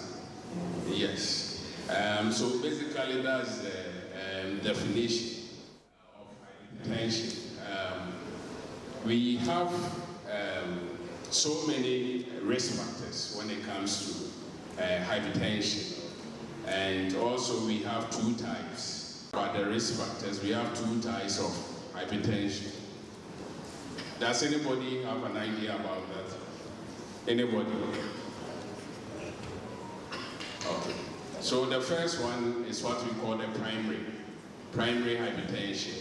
And the second one is secondary. Okay. So when we say primary, we mean that the cause of the hypertension is unknown. We don't know the actual cause of the hypertension. And most people who have hypertension fall in this category. About 90 to 95% of people with hypertension, they have the primary. Basically, the cause is unknown, but they have risk factors that increase their risk of getting it. they have associated risk factors. If you have the risk factors, it doesn't mean that you would definitely get the condition, but it increases your risk of getting it. You and the person who doesn't have the risk factors, you having the risk factors, it increases your risk of getting the hypertension. So there are associated risk factors attached to the primary hypertension, but the actual cause of it is unknown. Then the secondary, about 5 to 10% of people with hypertension, they have the secondary hypertension. So when we say it's secondary, it means that there is something that's actually triggering the condition, causing it. And when you look for that cause and you treat, the condition itself is able to resolve. But if you don't know the cause, then definitely the patient has to be on long-term medications and all that. I hope we understand. So when it comes to the risk factors, anybody, risk factors of hypertension, a lot of them. If you have the risk factor, it doesn't necessarily mean that you go ahead and get it, but it increases, heightens your risk. Anybody, when it comes to risk factors? Okay. Taking a lot of fatty. Okay. Fatty foods. Okay.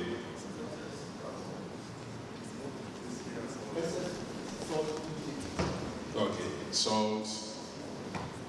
Alcohol. Hypertension. Okay. Lack of sleep. Lack of sleep. So stress. So there's a question mark there. Anyway. Your family history. Sorry? Your family history. Family history. Yeah. So yes. So overweight. All right. What else? Smoking. Exactly. What else? Okay, overweight, obesity. Sorry?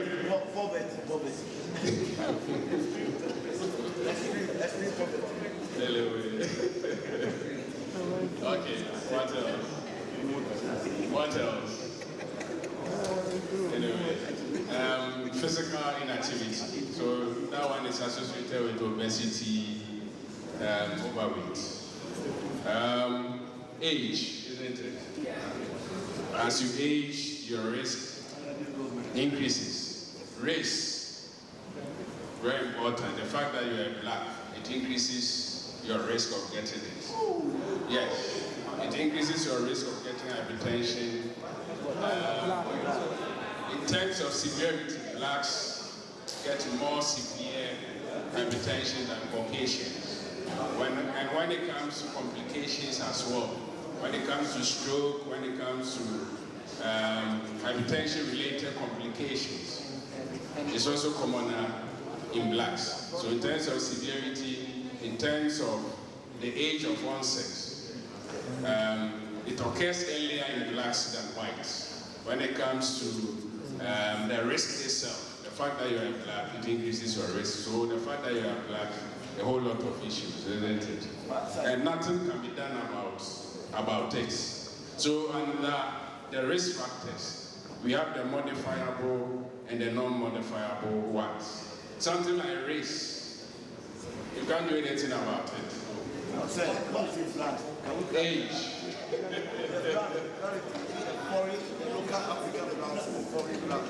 Sorry? The local African blacks. Once they're black.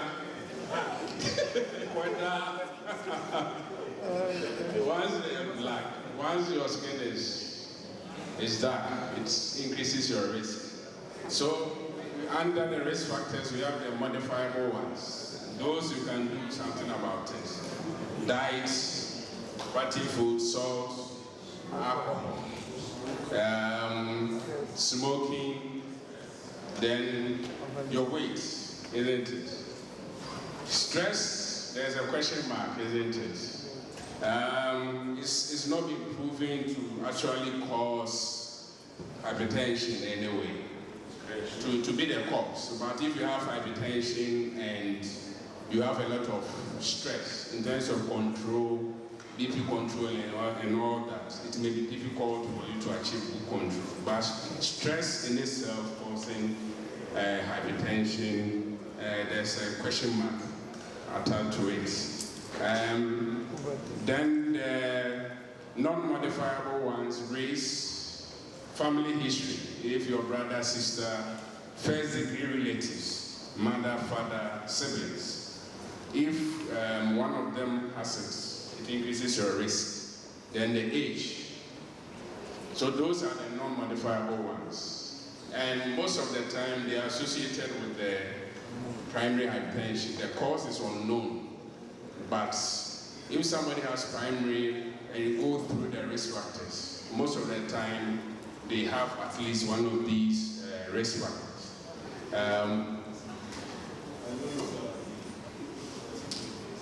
When it comes to age, which people get, which age group gets hypertension? Does anybody? Sorry? 30 years, okay. The age group.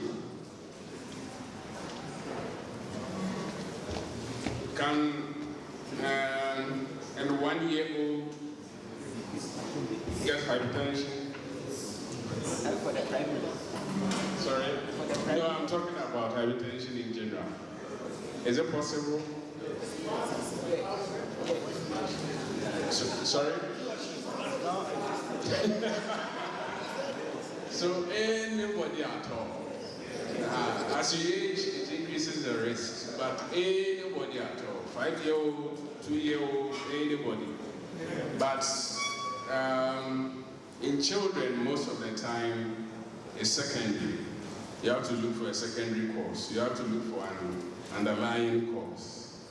When a child, or let's assume an 18-year-old, 17-year-old comes to you with hypertension, then you need to step back and at least reassess and see if there's an underlying cause or not. Like I said, most of the time the primary is associated with these risk factors. So for the secondary, there are a lot of conditions that can cause hypertension. And the commonest is kidney diseases. When it comes to kidney diseases, is the commonest cause of secondary hypertension. If you have a kidney disease, it can let you have hypertension. It's vice versa as well. If you have hypertension, it can also let you have kidney disease. It can damage your kidneys. So kidney disease. Then we have endocrine causes. I won't go into details concerning the endocrine. Then the other thing is medications. Medications, when it comes to medications. Does anybody have an idea? There are certain medications that can let you get hypertension. One of them, most of us use it. If you have cold, catarrh, drop, isn't it? Nasal drop, ephedrine, isn't it? Yes. So if you are somebody, if you use ephedrine nasal drop a lot, it can let you get that. Females in the reproductive age on oral contraceptives, it can let them get that. So if your BP is increasing, then you may have to change the family planning method for you. Steroids, prednisolone. Most people, our ladies trying to change their skin color, taking steroids to change their skin color. It can let you get hypertension, it can let you get diabetes and all that. So medications, if you abuse NSAIDs, Otodrip, diclofenac, brufen and all that, long-term effects, it can also let you have hypertension. So a lot of medication when it comes to the secondary cause of it. But one thing about it, especially the drugs, if you withdraw the drugs, most of the time the condition resolves. Like somebody on oral contraceptive pills, when the person stops taking it, the condition resolves. But if you're in this category, most of the time you have to be on long-term medications. The cause is unknown, you don't know what's causing it, so you just have to take the medications to bring it down. When you stop taking it, it will go up again. It's not meant to cure the condition, but meant to control the condition so that you don't develop long-term complications. I will talk about the symptoms. So when it comes to symptoms of hypertension, can somebody tell us when it comes to the symptoms? Headache. Okay, headache. What else? Dizziness. Okay. What else?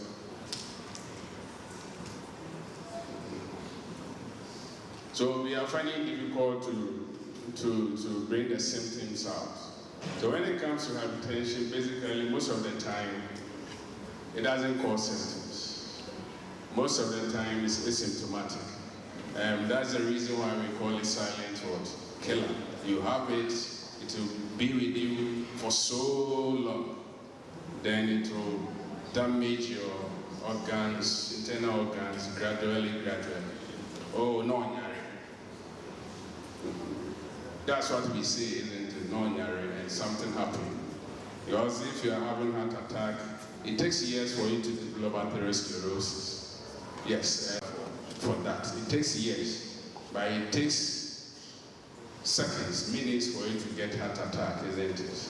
Yes. When it comes to stroke is sudden. It's also about atherosclerosis. So we need to be on the lookout when it comes to hypertension. Silent killer, most of the time, is asymptomatic. It doesn't cause symptoms. When you start experiencing symptoms, then most likely you started developing complications. When you start developing headache, dizziness, it's possible that it has caused something, a brain damage, or when you start developing blurred vision, you realize that probably it's affected your eyes. So most of the time, it's an asymptomatic condition. So you only get to know that you have the condition only when you've checked the blood pressure using the machine, isn't it? The blood pressure machine. I brought it here for us to demonstrate how to check the blood pressure properly. Because if you don't check it properly, it affects the readings, and it has long-term implications. Because if you diagnose somebody as having hypertension, the implication is that the person has to be on long-term medications for life. So you need to be very careful before you make that diagnosis, especially if the person is very young. Assuming a 30-year-old person having hypertension and taking pills every day for the rest of his life is very difficult when it comes to adherence and compliance. So we are always very careful when it comes to making the diagnosis of hypertension. We don't rush and put patients on medications. So we would briefly demonstrate how it's done. I would encourage that everybody here gets the machine at home, because now we are moving away from the office readings. When you come to the hospital, then we check the BPs. It's been shown that if you check your BPs properly at home, the BP at home is more accurate than the one that we check by even the doctor at the consulting room. So we now encourage that everybody gets the machine. Then from time to time, you check your BPs at home. Then if you realize that it's increasing, it's going up as quickly as possible, you report to the nearest facility. committee, then they have a look at it. You get a nice exercise book, then you record the repeats. Morning, evening, morning, evening. It's not going to take much time when it comes to the measurement. So I would encourage everybody here, if you don't have it, try and get it. And those of you already on treatment, it's also very important. If you're able to get your own machine at home and monitor the blood pressure, that would be great. Because we've realized that most of the time, patients on treatment, when they come to the hospital premises and all that can elevate the readings, what we call white coat hypertension. Most people have it. We're always in a rush to make that diagnosis. Realize that most people, when they come to hospital, once they see the doctor, the blood pressure rises. So we want to try and take that white coat effect. We want to take that one off and encourage the home blood pressure measurements. It's very important. Elsewhere, they've now stopped doing the office BP measurement because of that. They realized that most people were diagnosed with hypertension, and truly, they were actually not hypertensives. All right. So if we can get somebody to demonstrate when it comes to the measurements, that would be sorry. So we need somebody in a short sleeve, because if you are wearing a long sleeve, you are not supposed to tie the cuff over it. You are supposed to remove it. Because if you tie it over the long sleeve, it will give a false reading. It's important. If you have the machine here, we teach you how to use it. If you don't use it properly, you will get false readings. And it can even, it will bring anxiety and all that. Sorry. Yes. So, if you have the machine at home, you don't lie down whilst checking the BP. The appropriate place is a dining area, isn't it? Dining table and what? Check. Not even a sofa. So if you sit in a sofa, your back will be what? You need to sit straight. And you can closer. Yes. Okay, can you move forward? Are you calling him? You want to? Yes. Okay. So, like the way he is sitting. So you need to get a chair that will be able to support your back on. Okay. You shouldn't sit on the sofa. So you should be a chair like this, with the back supported, and with both feet on the floor. You shouldn't cross your legs. All these can affect. You shouldn't cross your legs like this, not like this. Both feet on the floor. You shouldn't be hanging. I hope all of us understand. Yes, and with the arm on the table. The arm shouldn't hang, or shouldn't be on the laps, like the right upper leg.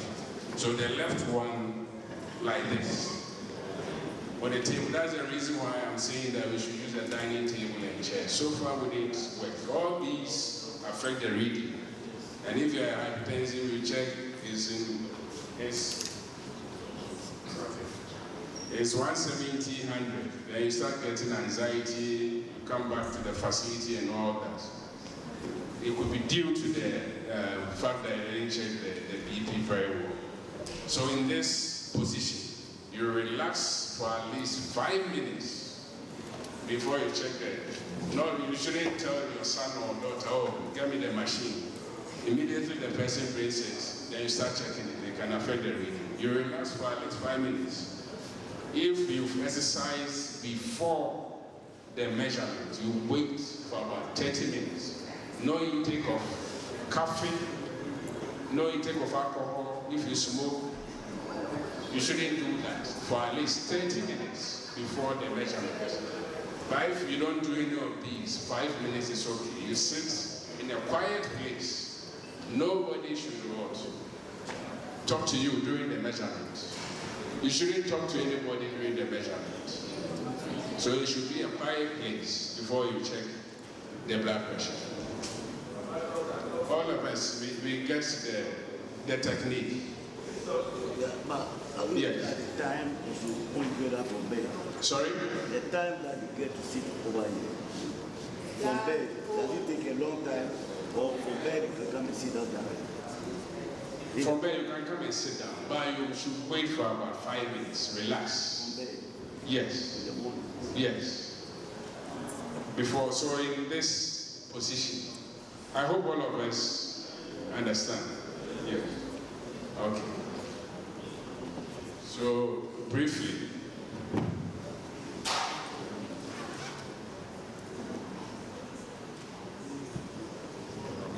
so this is what we call the cuff.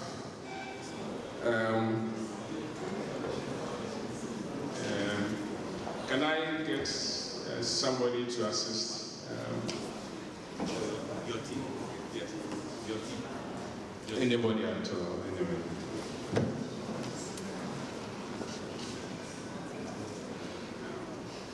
So this is a cuff. It's very, very important. If you don't tie it properly, wrong readings. I hope you've seen where the tube is. You should point downwards. It shouldn't be the other way around, where it is. And it should be in the middle of the arm. I hope you get it. And this fossa, this area, you shouldn't tie the cuff around it like this. You have to leave that place open. It shouldn't be over this indentation, what we call the fossa. You shouldn't tie over this place. So if you have a sleeve, you have to pull it up. When you tie over a sleeve, you get false readings. So you have to pull it up, or better still, you remove everything before you check. It shouldn't be over, and the tube should point downwards, and the arm should be in this position. I hope you get it. It shouldn't be like this. It should be in this position. Yes. And this area I was talking about, it has to be open, and the tube should be in the middle of the forearm, like this, middle. It shouldn't come to the side, like this. I hope all of us are seeing. It shouldn't come to the side. It should be in the middle, like this. Yes, middle of the forearm. And you leave this place open. You don't tie over it.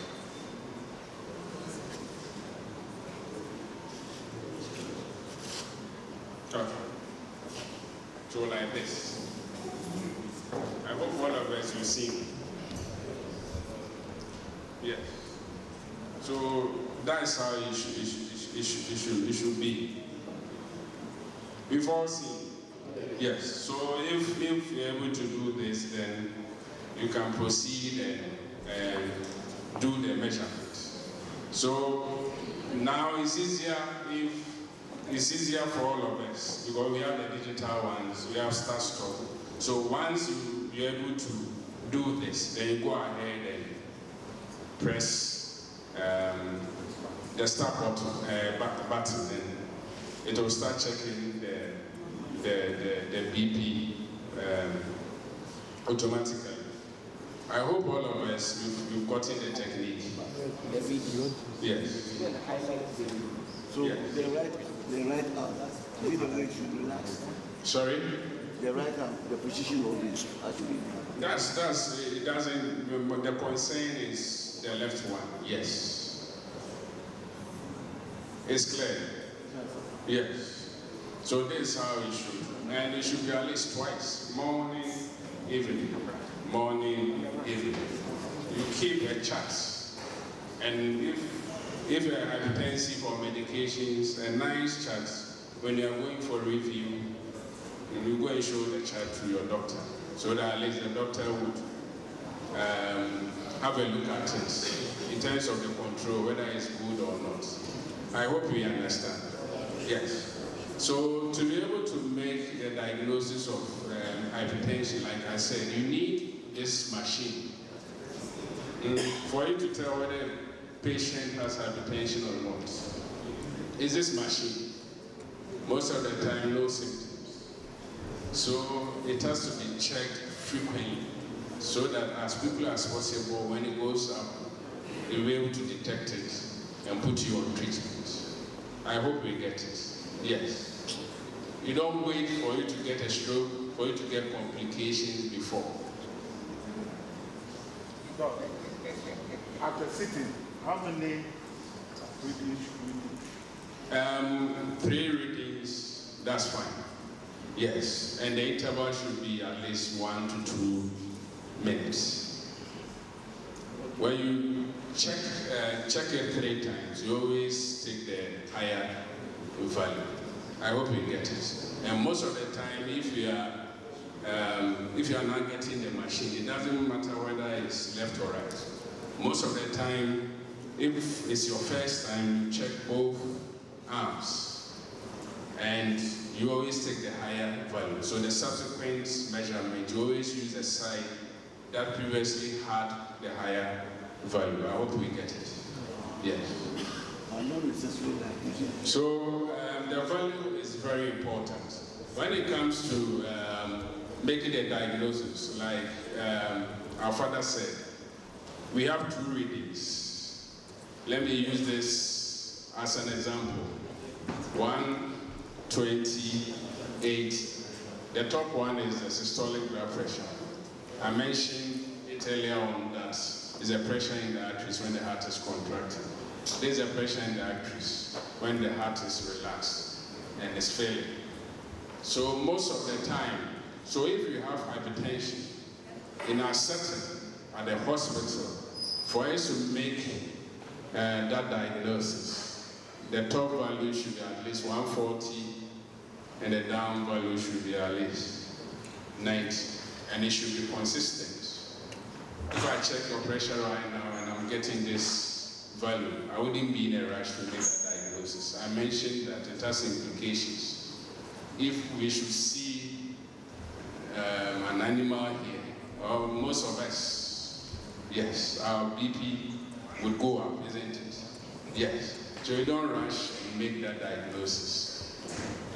It should be consistent.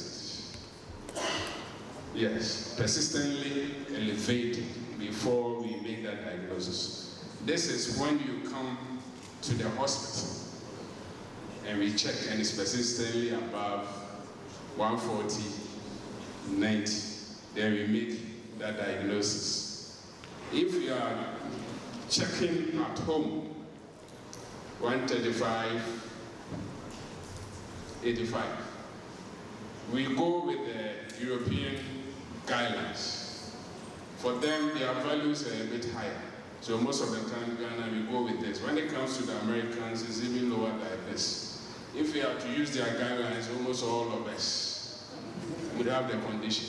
Yes, when it comes to DS, the office is 130/90. And my brother, for instance, is 131.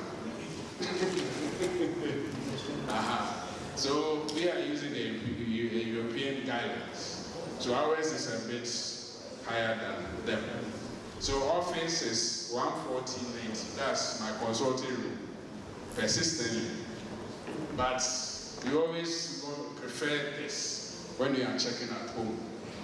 And it's persistently above 135/85.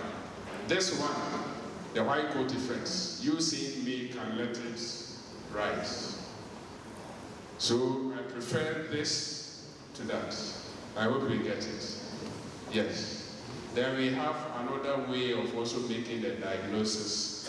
If the home measurement, if you cannot get a machine, we have another way of making a diagnosis without checking the BPs at the consulting room. The machine, you wear the machine, you take it home, That one is even the best. You take it home because it's able to check daytime and nighttime blood pressure. It will monitor the blood pressure over 24 hours. So automatically it will be checking the pressures during the day and night. Because the nighttime BP is very important. If ideally, most of us, when we sleep, even if you are hypertensive and you sleep, naturally you are resting, your blood pressure will drop. But if it doesn't decrease overnight, then there's a problem. If your pressures are higher at night, it's associated with more cardiovascular, more complications than when it's higher during the day. I hope you get it. So that one is also very important. But if you have the machine at home, you can't be checking it at night, isn't it? So most of the time, that one is the best, but it's a bit expensive when it comes to that. So we always try and encourage that you get this machine at home, that you check. Then once in a while, you can wake up at midnight and check the BP and see the level. You should document all these, and when you are visiting us, you come and show the values to us. I'll briefly talk about let me briefly talk about the management, the lifestyle. So it's not just about medications, it's also about what we call non-pharmacological management, lifestyle modification. You need to combine the two. If you're hypertensive, if you are on just treatment and you don't adhere to the lifestyle modification, in terms of control, it will be a bit difficult. So when it comes to the lifestyle modification, we have to reduce the intake of alcohol. Yes. If you say reduce the intake, moderate intake, isn't it? Telling somebody to stop it may be difficult, so you reduce the intake, moderate intake. What do we mean by moderate intake? Adults, if you are a male, you are talking about 2 alcoholic drinks per day. You shouldn't exceed that. And if you say 2 alcoholic drinks per day, then in terms of measurements, that's about 6 units of alcohol per day. You shouldn't exceed that as a male. Female shouldn't exceed 1 alcoholic drink per day. When it comes to smoking, you shouldn't go near, isn't it? Yes. You have to stop. If you smoke, you stop. When it comes to diet, you reduce the intake of what? Fatty foods. When it comes to oil, we prefer the unsaturated to what? Saturated fat. Saturated fat, no good for the blood pressure. What we call dietary approach to stop what? Hypertension.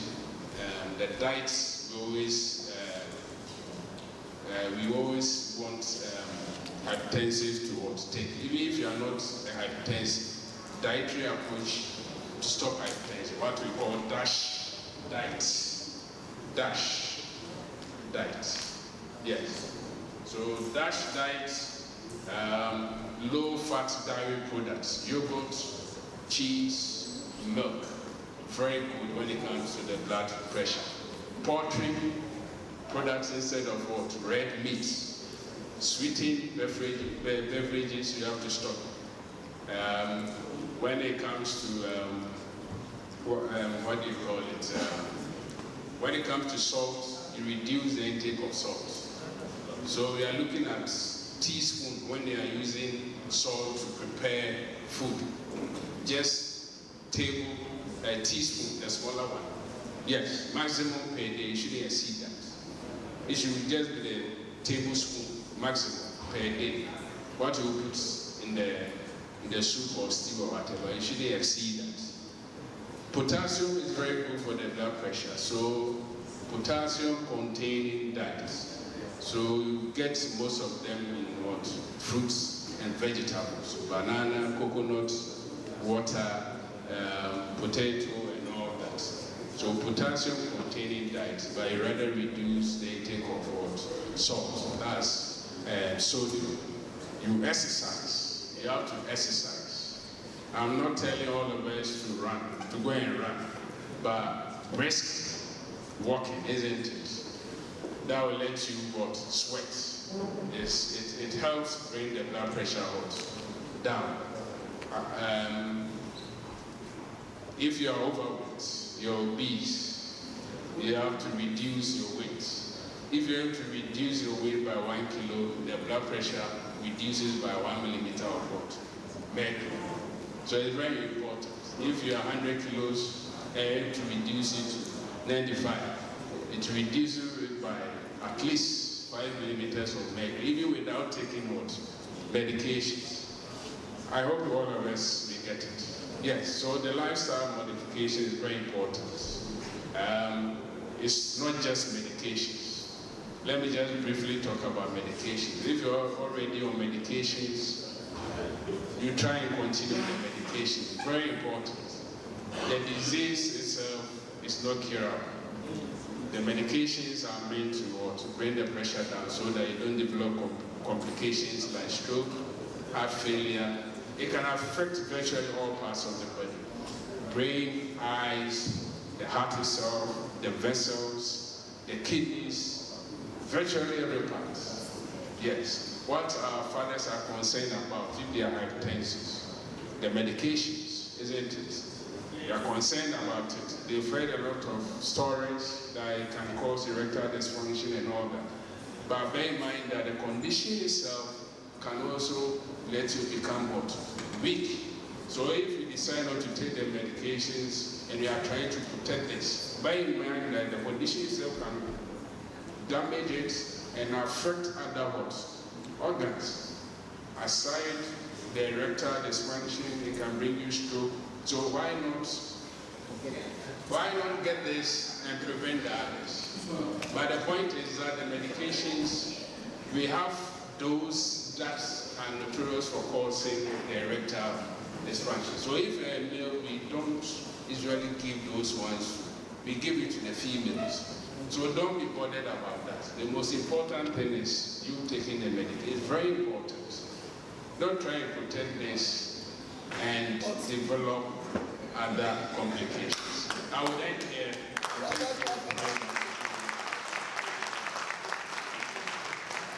Thank you very much. Please, not about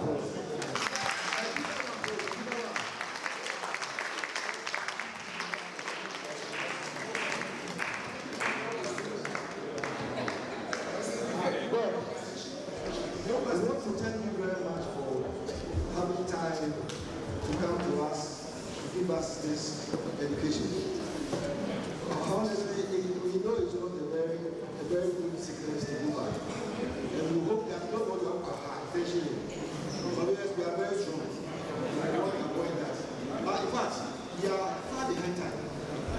And what we are praying to everybody, that God will be with you. We want to take their questions and they will communicate with you. Because fast, we are far behind, or they can meet you right there for any short thing for you to attend to them. You can't see go. 3 o'clock, you are away. So please, go and see you attend to them. Okay, I have a more.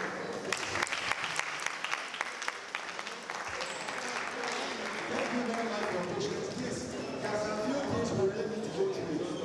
And I want to appeal to everybody here. Let's have the patience to end this program very well. Now,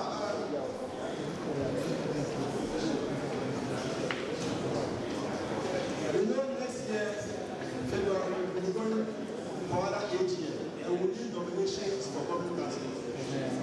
So we want to have nominations now for public council next year, next session. So please, nominations to public council for next session.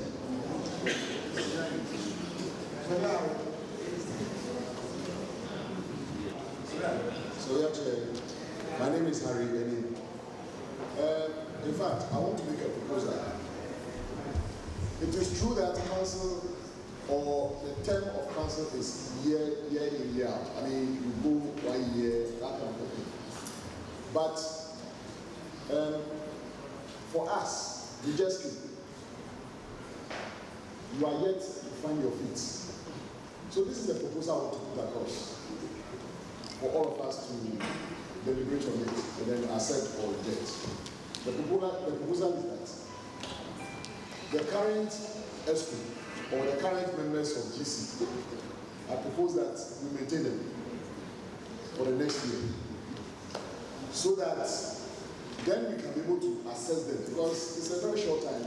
We were inducted just in February, and now December. What have you achieved? What have you done? So for me, it's too short a time for us to go through these processes. This is my opinion. Thank you. If it's accepted, then I put up a motion to that effect. Thank you. Thank you, Mr. Chairman. That we should make our term 2 years from this year. For the 1 year is a short period. So that's what I want to propose. If I get a second, then I'll do the motion. Already there is a motion on the floor. Mr. Chairman, I'm on the floor. Okay, let's hear you. Mr. Chairman, I disagree with the first two speakers, Surveyor Harry and Surveyor Lacey Kakwai, in that the system we are practicing is part of our constitution. We all know the issues that happened during COVID-19 era when the then GC brought up that proposal, which was to extend their term. That is how come we got that kind of the spirit of division or disunity between LSD. That is the genesis of that issue. Let us, if all members in ESCO now want to go again, let us nominate them and let them go again. Let the general membership, whoever wants to contest them, let them contest. And let's go forward. That spirit of disunity might bring up its head again if we don't take care. Thank you. Thank you very much. So they are having made a motion. Please, your name. Adi Blanks, so they are Adi Blanks. I was thinking so they are having made a motion. He made the motion on the floor. So no, he suggested he didn't make the motion. If he gets a second, then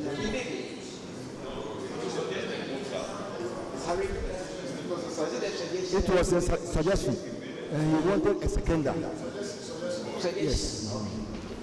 That's all. I thought it was a motion, so I wanted us to look at that motion first before we consider the other motion.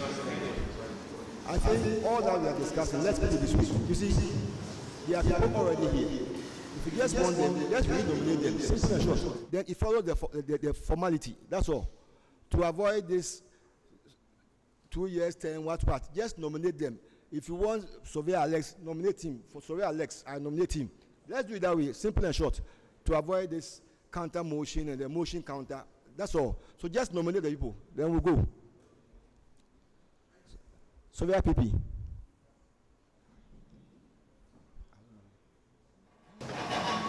Chair, I nominate Surveyor Isaac Larry.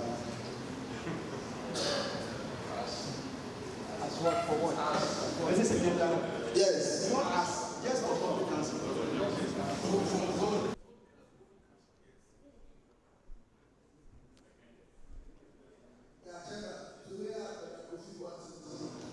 I second. All right, another nominee, please.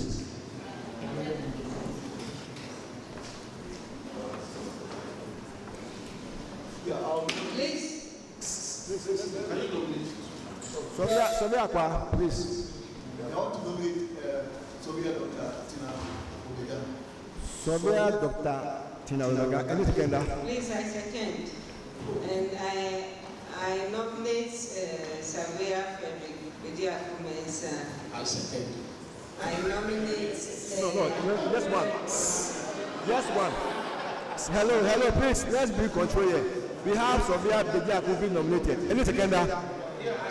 No, you nominated. Oh, okay, you seconded. Okay, all right. So we have 3. Any more? I nominate Surveyor Dr. Nadede. Please use the microphone. I nominate Surveyor Alessandro. And who's second down? Second Alex, because that's what I was going to do. Okay, all right. So you have seconded. So you have 4. My hand is up. Yes, any more? I nominate Surveyor Mr. Plo Masamwa. Any seconder? I will nominate Surveyor. No, let's nominate. I second the nomination of Mr. Plo Masamwa. Thank you. All right, so 5.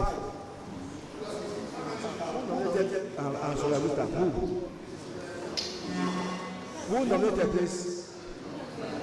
Your name. Who nominated Surveyor Gustav? Okay. And then who seconded? Okay. So you have 5. Yes, 5. I nominate Surveyor Joseph. Any seconder? Abubakar Hassan. I second the nomination of Surveyor Mr. Joseph Oribwe.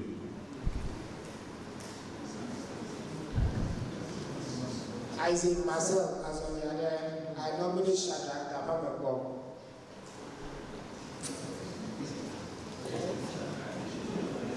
Who's against? I am Surveyor Raymond Kingsford Atta. I second the Dapameko.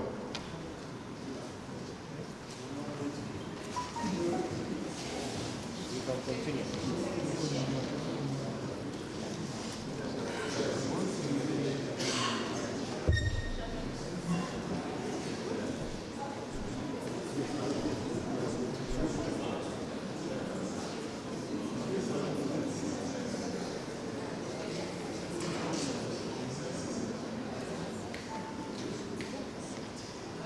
Chair.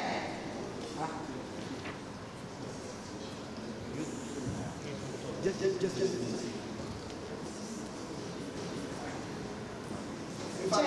to correct the house, Shadrach's nomination is for technician. Let's take a look at that. So I am Surveyor Adi Blanks, and I nominate Surveyor Robert Hartman.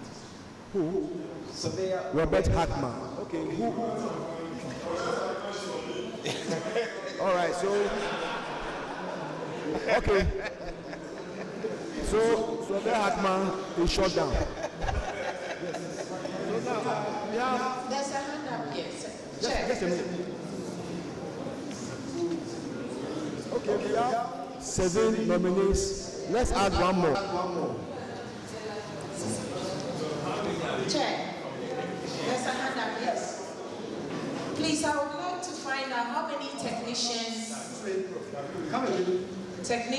we are to nominate. Out of 6, we have 5 for professional members and then 1 for the nomination. Okay, 2. So I nominate CC Lutrons.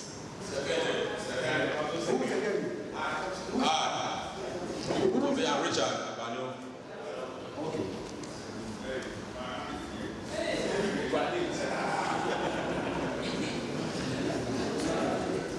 So I think it's okay for now. If there's a limit to the number of people you can nominate. Come again. Is there a limit to the number of people that can be nominated to DC and then OKBC? There is practically no limit. But we have to allow to serve us. So you want more names? No, it looks like you are putting a limit to it. Oh, definitely we will end somewhere. I can be around 15 years. That's how it will go till there's no more nomination, then we can go ahead. So you go on, okay? All right, bring more. I think that it is enough.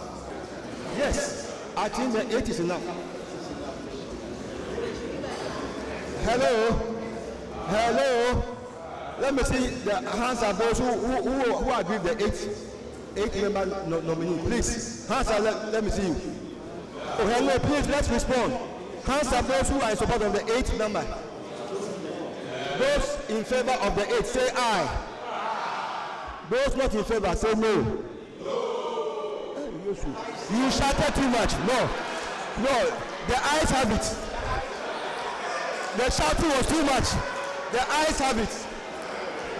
All right, vote. So for now, we have the nominees for governing council. That one is settled. Let's look at this too.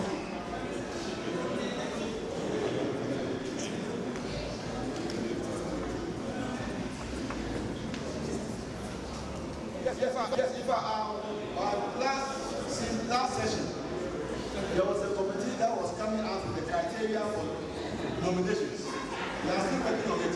Okay, so when it's complete, we'll put it on the platform for you to make inputs. All right, that committee is yet to submit the report. The report is not complete. So when it's complete, we'll put it on the platform for you to make your inputs for the criteria for nominations. So we'll apply that at our next session. Then, there's something that came up that we want to bring to the house, if you all agree. You realize there's a need for us to award dedicated members and our past presidents who are still existing. So we are proposing that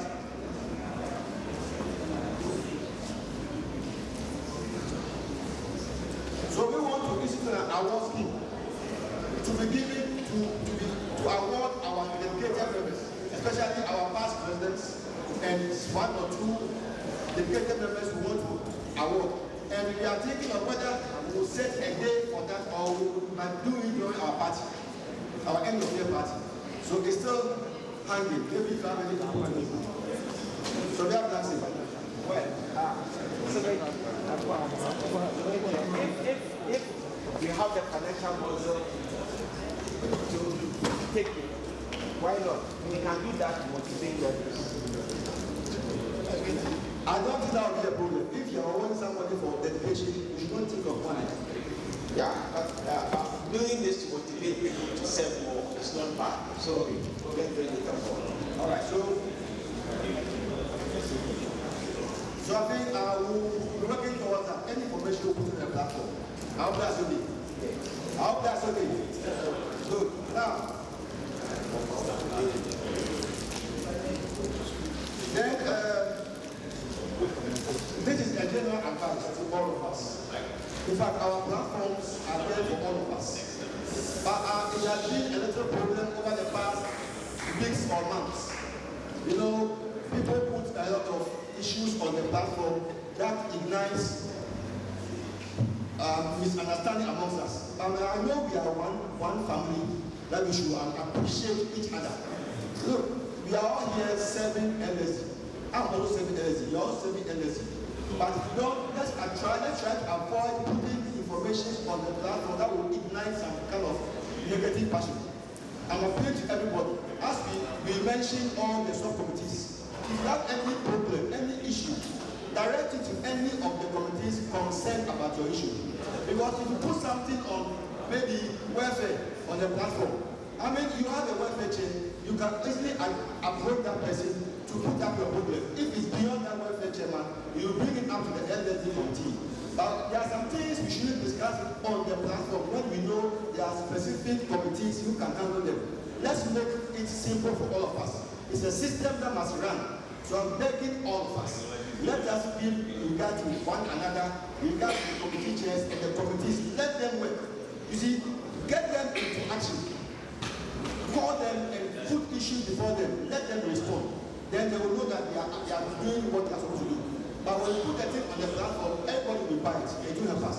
So I'm begging you, from now, IT, please, we are giving you the mandate. Whoever will coach.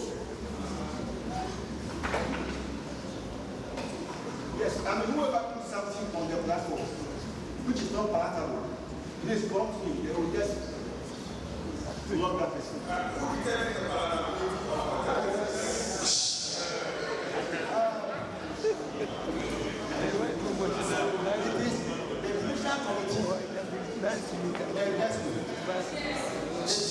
committee and just go. Because if you go into the position, it's the division committee that runs the affairs of every division. So please, let us make sure the platform. You do that, you discourage others from going on a platform. And now, if a platform is meant for a particular issue, let's maintain it that way. Birthday things should not come on the business platform. Birthday wishes should go to the social platform. So I beg you, let us give a lot of regard to the platforms to make people enjoy going on the platforms. I beg you all. Thank you very much. Sofia Hanan, do you want to say something? Please, let's get a policy or for agenda, a policy for the platform. Let's put it down. Baby, this should not come on the platform. But if you say you are giving that mandate to the administrator to move whatever is there, now he No, that is a consultation, please. Please, we made it clear. No, you didn't use the consultation. Okay, I've now used it, so let's leave it there. Okay, fine. And then, the thing of some policy direction, I want you to meet the committee that will do that for us. Please. So, okay, I want you to meet a committee that will do that for us. Let's come out with some policy direction. Okay? Thank you very much. Now, may I have all the seminar committee members here? Please come forward.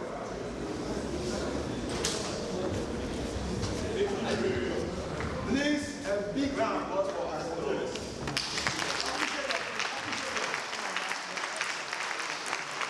You can do better. You can do better.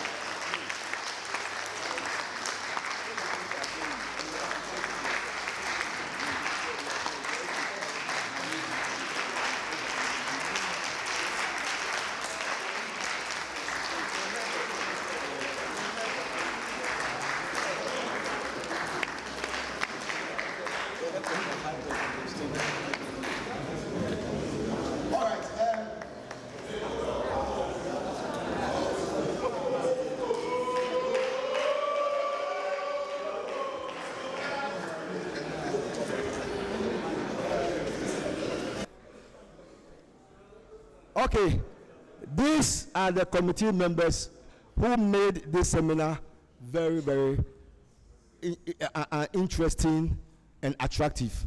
In fact, it hasn't been easy. You can call the chairman at 2 a.m., you get him. There was one occasion I was approving my plans and I had an issue. I thought he was asleep.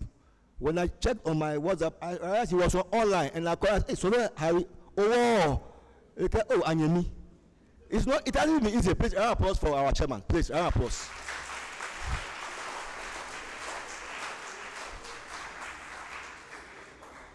So I want to propose, with all humility, that this court committee should be maintained for our next.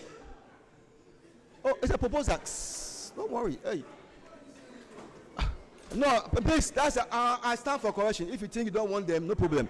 That's my proposal, that we maintain them for our next. Don't worry.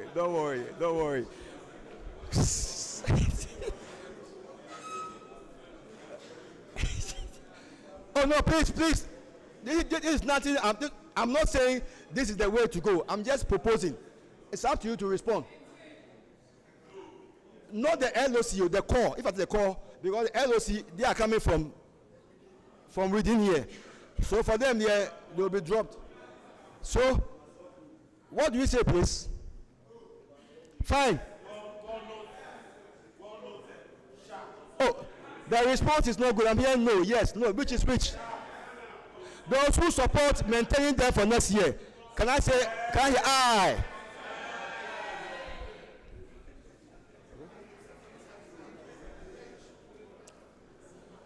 Okay, please, Sofia Jojo.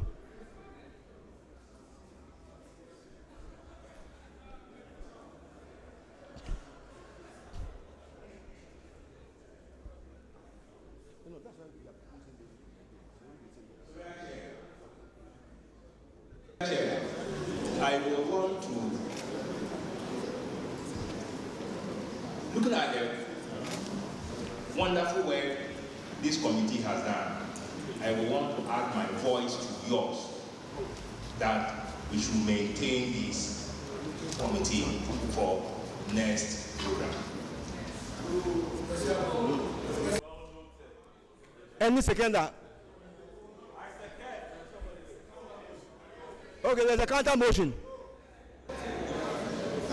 Chair, we will all acknowledge that the commissioner has done a very good job. But you see, we should open the doors to other people, all right, every time to come up and exhibit the skills that they have in organizing such activities.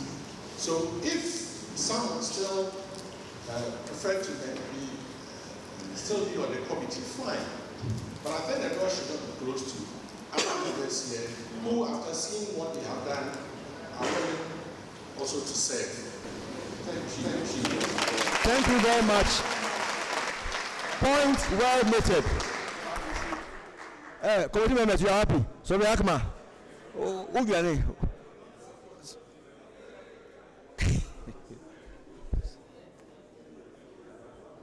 Okay. Yes. To answer what Mr. Soya said, I'm sure the committee was selected and some also people were added because of where we are having the program. As of now, I don't know whether we have an idea where we are going to have the program next year. So definitely, that's based on the agenda. So you will be there. Yeah, so definitely I think, as Soya said, maybe we can keep some portion. I'm sure I'll be there for some years. I read that at the time they have people who are in that particular town. So if you can do that, now we made mention of the core. For those here, they will not be part again. But all the same, I respect what you have just said. It's well taken, well taken. So please, a round of applause for our committee members.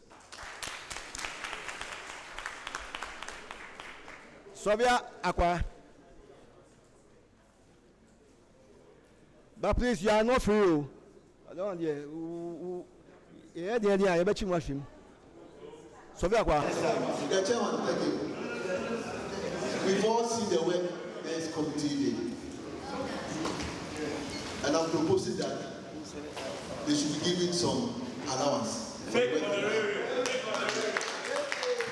That one is well noted. Well noted. Okay, now let's come to the juicy part. Our next seminar. Where are we going?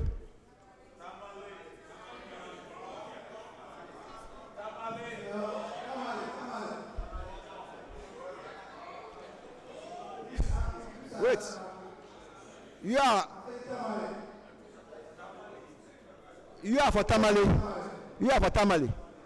Any other? Your name, please. Your name, please.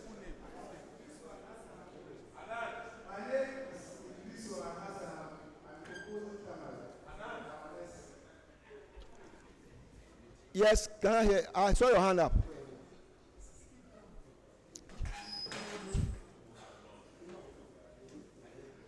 So we are champion, please, we are listening to you.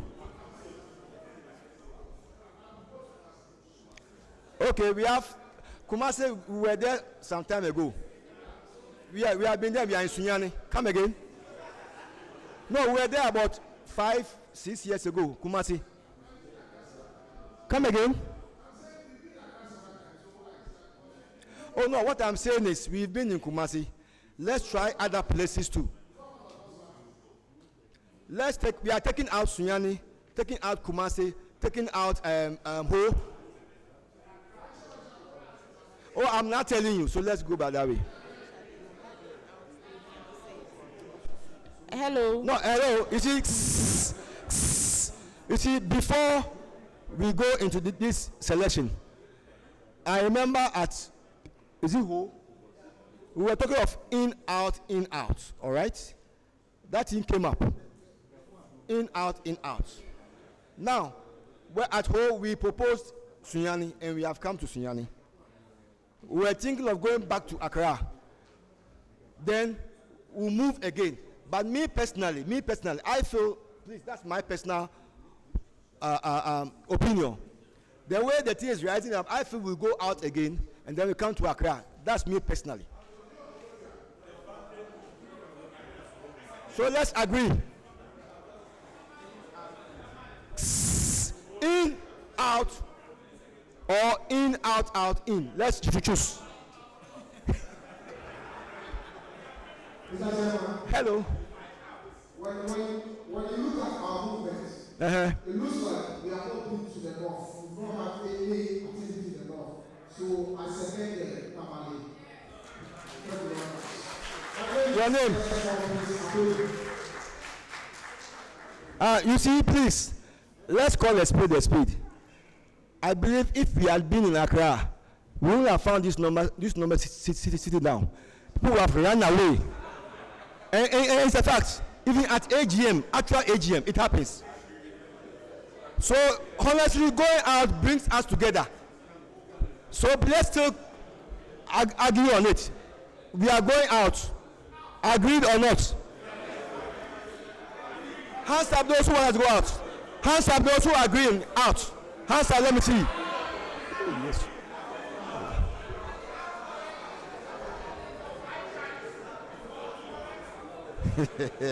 Sisi.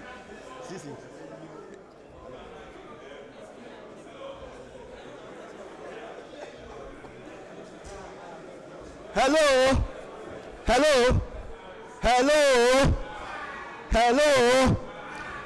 Let me get the final response. Wait. We've agreed we are going out. Where are we going?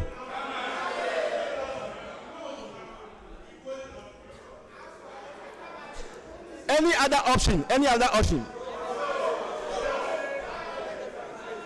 Okay, hands up those who want Tamale, hands up. Okay, those who don't want Tamale, hands up. Who don't want Tamale but they want a different location? Hands up. Oh, only you alone. Then you alone will enter you alone will attend the program. All right, folks. Please don't let us go down. If we say we want Tamale, let's all go by it. Hello? I believe you all. I believe you do. And I know we'll make it. So we'll have to start as early as possible. And this time, please take note. Hello, please. I want to make things very clear. You realize that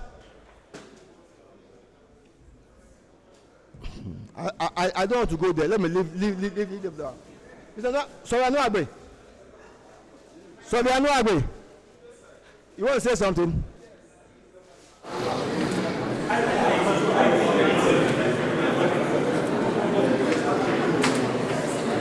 I am proposing that the regional LSD become very active and then run it. If we want to move to a region, let's use our opportunity to make the regional LSD active. So if you are going to Tamale, they should make sure they are active and then they will organize and we will come.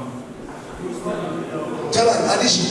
What it simply means is that right now, if you are going to Tamale, you should form a local organization of Tamale. Because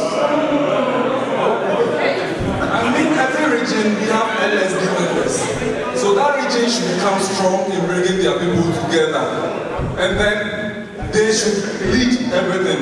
So that if anything, we just support. It makes the work very easy. And then we even have LSD very active in that region. So that if you are moving, we are benefiting something from them.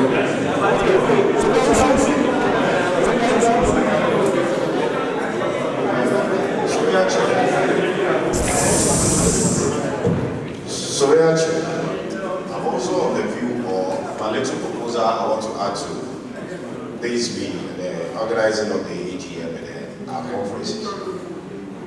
At least we should have time to socialize. The programs are packed such that we start lectures from morning to evening. Some of us, we are from different regions. We've not even seen some of our colleagues before.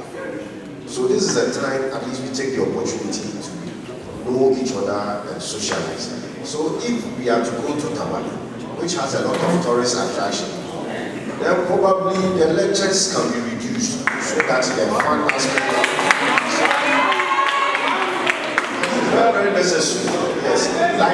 the doctor said hypertension. If you sit down for more than 2 evening, it's one of those factors. It's a risk factor. Yes. In fact, after that, if the chairman is here, you can tell about the plan doing that. I realize why we let go to this far, if you are trying, I said, that thing will not talk about this. May you live long.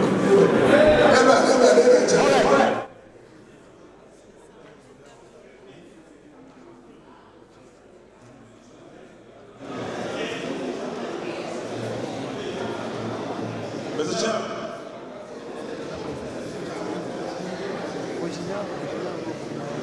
Mr. Chairman. Hello. Tamale is 100%. But looking at the distance from Accra to Tamale, we should start talking to AWA and Passion Air so that we can have chartered flights from Accra to Tamale.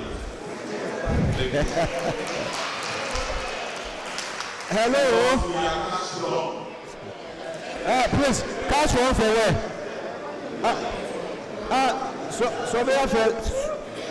Sylvia Joseph, catch one for where? Individually, eh?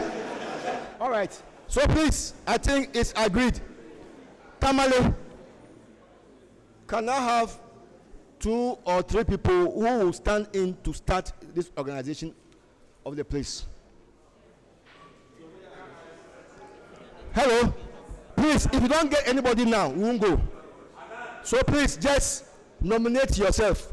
Let's get a very strong committee that we know can start the organization. Then they'll be giving us updates on how the place is booming. Sylvia Hanan, what do you say? Well, he's not, but he's coming from there.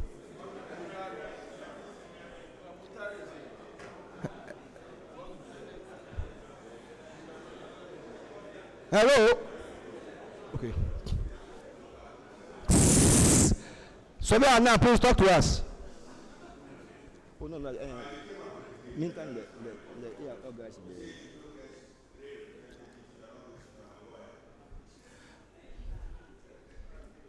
Sylvia Hanan, please just respond. Don't let us argue on that. Let's just respond. I'm saying give us, we want about 3 people here who we know they can start propagating the message and then preparing the grounds for the seminar. That's all.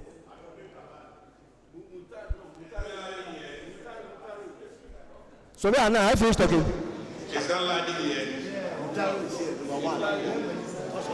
Sorry, where is the regional surveyor? Where is he? He's behind you. He's behind you. The regional surveyor. Please come. Please come. Please come. Issa Sumani is here too. Please come. Please come forward. Yusuf. Mutari 3. One more. Yusuf. 5. Please come forward. Don't the information. Come forward. Hello. Please, let's do this. I'm nominating them for you. You want what's your name? So Ismail is here. Sylvia Hanan, please let's leave it to the regional surveyor too. Please move forward. Please come forward, come forward. The 3 public regions, or we can even combine. All the 3. So we have numbers. So come forward.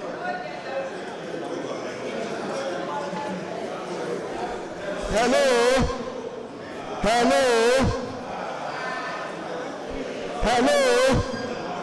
Oh, please respond to me. Hello. Thank you very much. What do you want to say? Sorry about.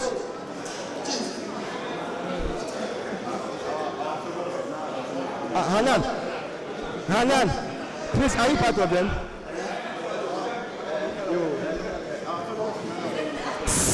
Please.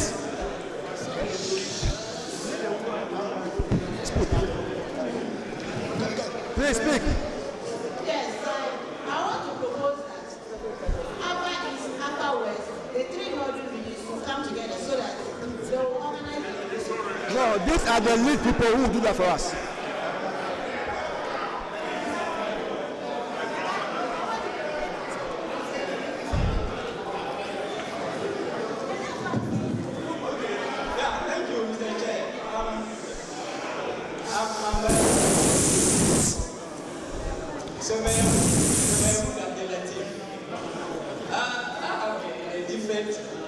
Okay, come. At least I've followed this program for a while. But it's like a president is being sent to me because Tamale is mentioned. Per my experience, there has never been an occasion where a particular region is chosen. And the burden is like it's going to be shifted onto those who are coming from or those who are actually residing in that region. No. This is an institution. So whatever decision that is taken, it is taken or it is seen as holistic. Yes. And not necessarily whether you are here, therefore, you should agree before we take it or we reject it. So on that basis, I want to say that please let's look at this. Let's not continue on that trajectory. Yeah, thank you. No, I don't get it. Oh, okay, noted.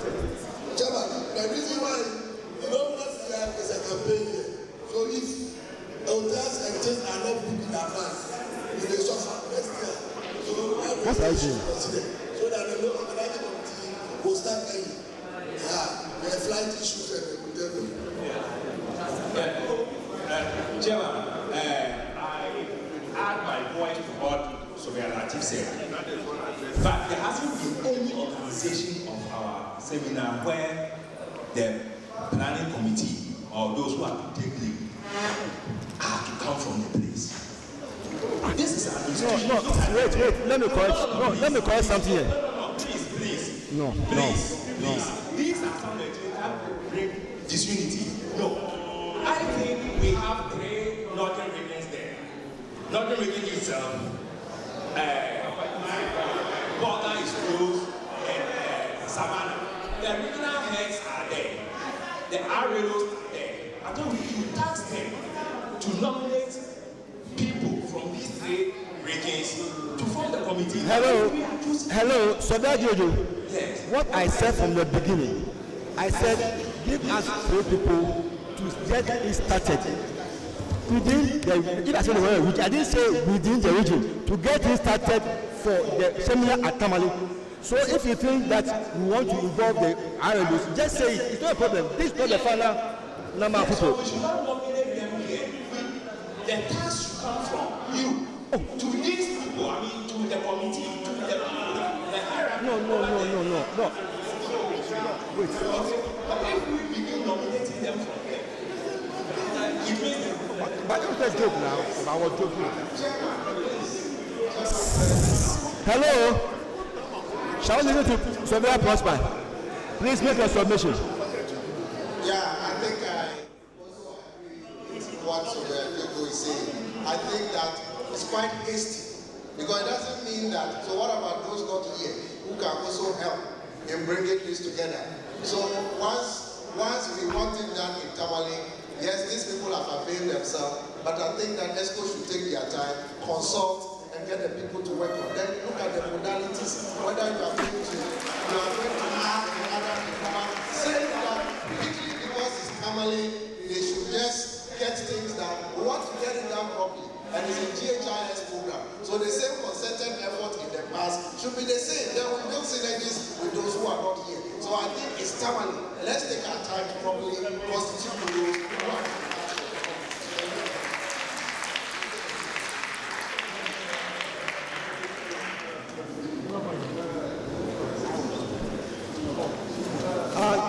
final submission. Please, when we were taking the decision to come here, and then we had Blue East, we had a Blue Region, and then we had but we said we were coming to Sugari, which is Bolmoso. So we went to Tamale, when we are going to Damango, then Savannah, then we are asking the regional heads in the various areas to come and assist. Are we doubting the capabilities of the people in Tamale to host this thing? No. Why do we make ourselves so many things? If we are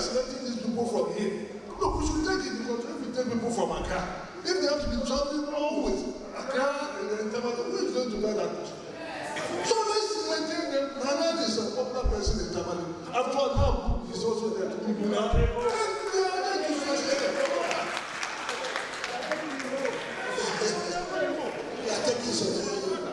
All right, so we'll do more consultation and conclude on it. That's all. So the idea is we are going to Tamale. So any further information, we'll put it on the platform. Agreed. Mr. Chairman, you don't need any more consultations. Those who are here tonight are committed to the cause of LSD. So if the gentlemen that came here are willing to serve, let us give them the opportunity to serve. As simple as that. Thank you. Hello, please. Hello. Let's get it right. If we say we are doing more consultation, a committee is not made up of only these people. There will be more people to be added to. So allow us to do what we are doing, and it's all for our own good. That's all. So period. Now.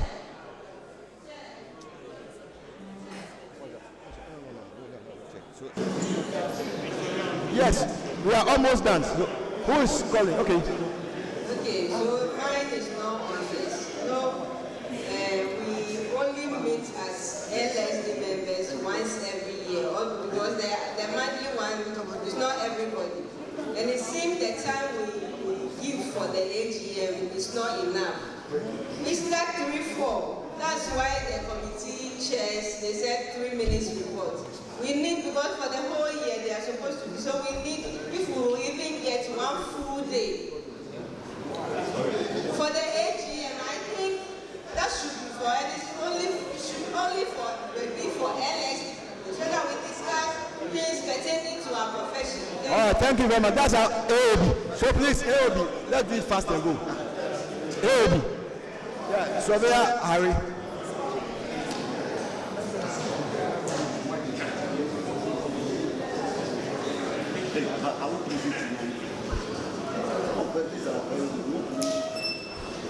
Colleagues, at our normal annual seminar or AGM like this, at the end of the session, we distribute certificates. But unfortunately, it has not been signed. We are all here. It has not been signed. Please don't be behind. Calm down for us here, please. I had a chat with the Surveyor President, and he says that we should get them to the DHI Secretariat on Monday, so that she will sign her portion. Now, so this is what is going to happen. We are going to use the regional offices to send the certificates to them. In fact, if they are unable to do that, you have actually written your addresses also in the DHIS book. So what you are going to do is that we are going to look at it. If we are not able to distribute to the regional surveyors, we would actually write or post it to you through your address that you've given. So the books are there. If you think that the address is not correct, please have it changed so that we don't send it to the wrong person. Now, this is my take an AOB. Please, have you noticed that? I noticed that when you were doing reading the minutes, it was the minutes of a committee, the LSD committee. So when they say we are actually reviewing, or we are talking about let's say, what's the term? Matters arising. If you are not part of the committee, how would you be able to comprehend whatever they discuss? So I've been thinking about it, and it's like, look, governing council, they have their meetings. But when you have AGM, it is not governing council meeting. They give a report. But the meeting of the previous AGM, that is what they sent to us before the next AGM. So this is my proposal. Do that. This particular AGM that we had, the report or the minutes that we gather at our next AGM at Tamale or wherever, that is what you discuss. But we discuss, no, it was executive. No, what? Surveyor Hackman, you are there. Surveyor Hackman, please, can you? It was minutes for our last year AGM. And then what did you put on the platform? Because what you put on the platform. I think initially IT had a little challenge. Uh-huh. They displayed something like yes, a monthly, how do you call it, Okay, okay, all right, I understand. Okay. Yeah, it was changed, yeah. Okay. Okay, all right.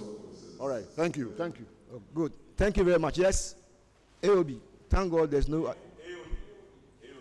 Please, 30 seconds. 30 seconds.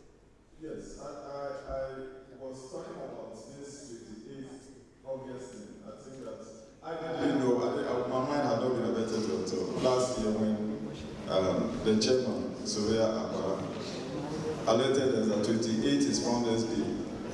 And for that reason, we were able to visit our past presidents. I don't know what the plan is for this time, or it's something that was done one-off. I'm not too sure. I know that is being organized, it's being discussed at Government Council level. So when they come out with the date, we will also inform the House.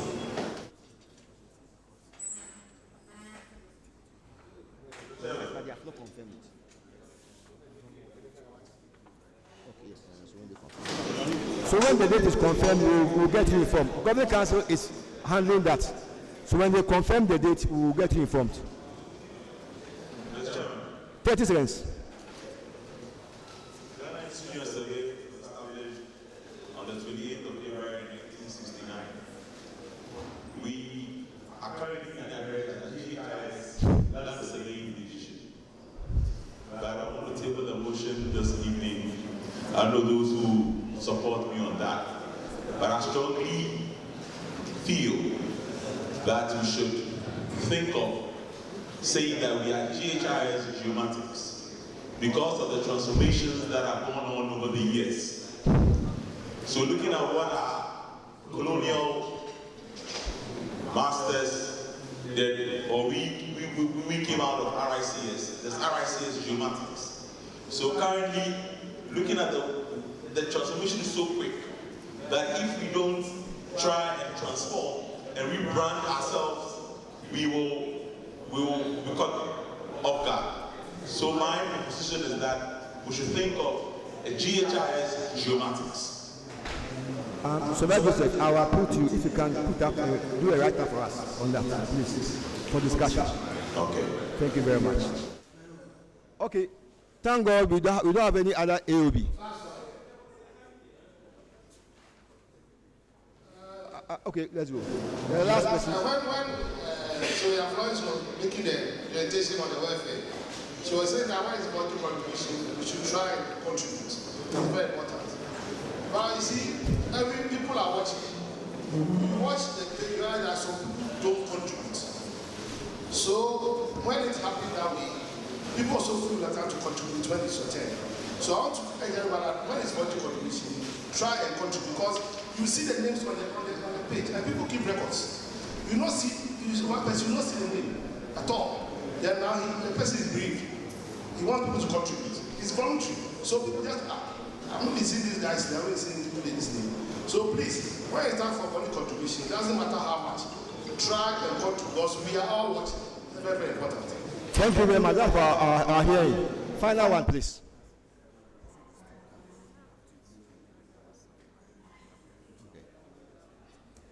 Thank you. Please hurry up. Okay. Yeah, this one is YSN. Mr. President, may I know? President.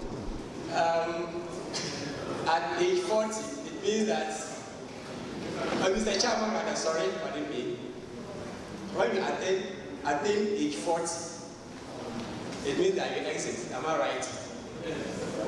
And if I may find out what is the exit plan, was it automatic? Once you know that you turn 40, quietly, you are not part of YSN again if you were there actively working. Or there's a way you notify the membership of YSN, okay, I'm over 40 now, so quietly don't count me amongst yourself. I'm not too sure whether you follow people's age to monitor that, okay, this person is up to 40 or 40 plus, therefore he doesn't belong here or there. Thank you.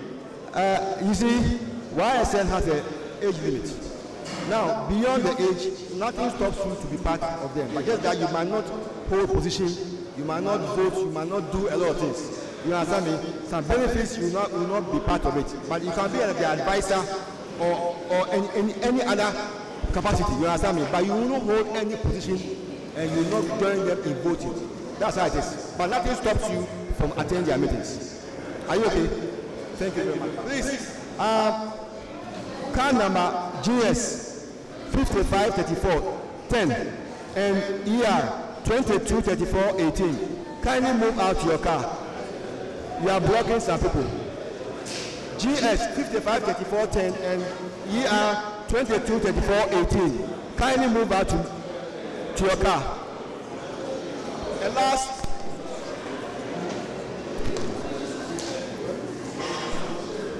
please, registration for AGM. If you know you haven't registered, your name will not appear in the minutes for the next year. If you haven't registered, if you haven't written your name, the registration sheets are at the back there. Kindly make sure you register.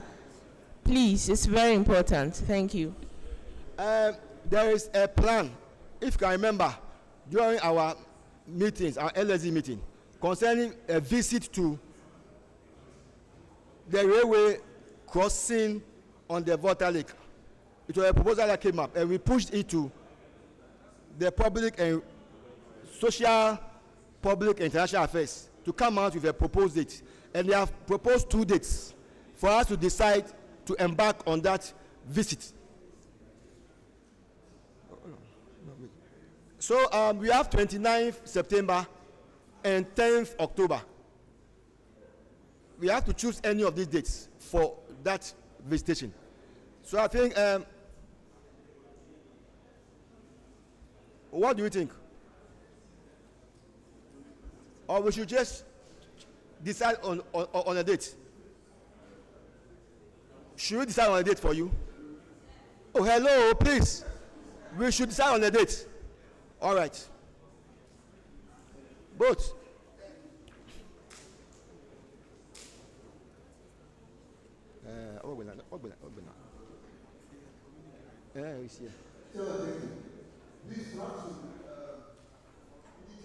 The date.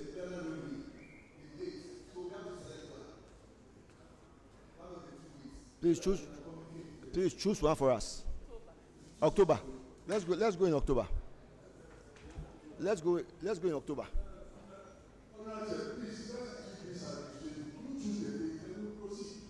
Yo. No, don't worry, we are finished. Now, don't worry.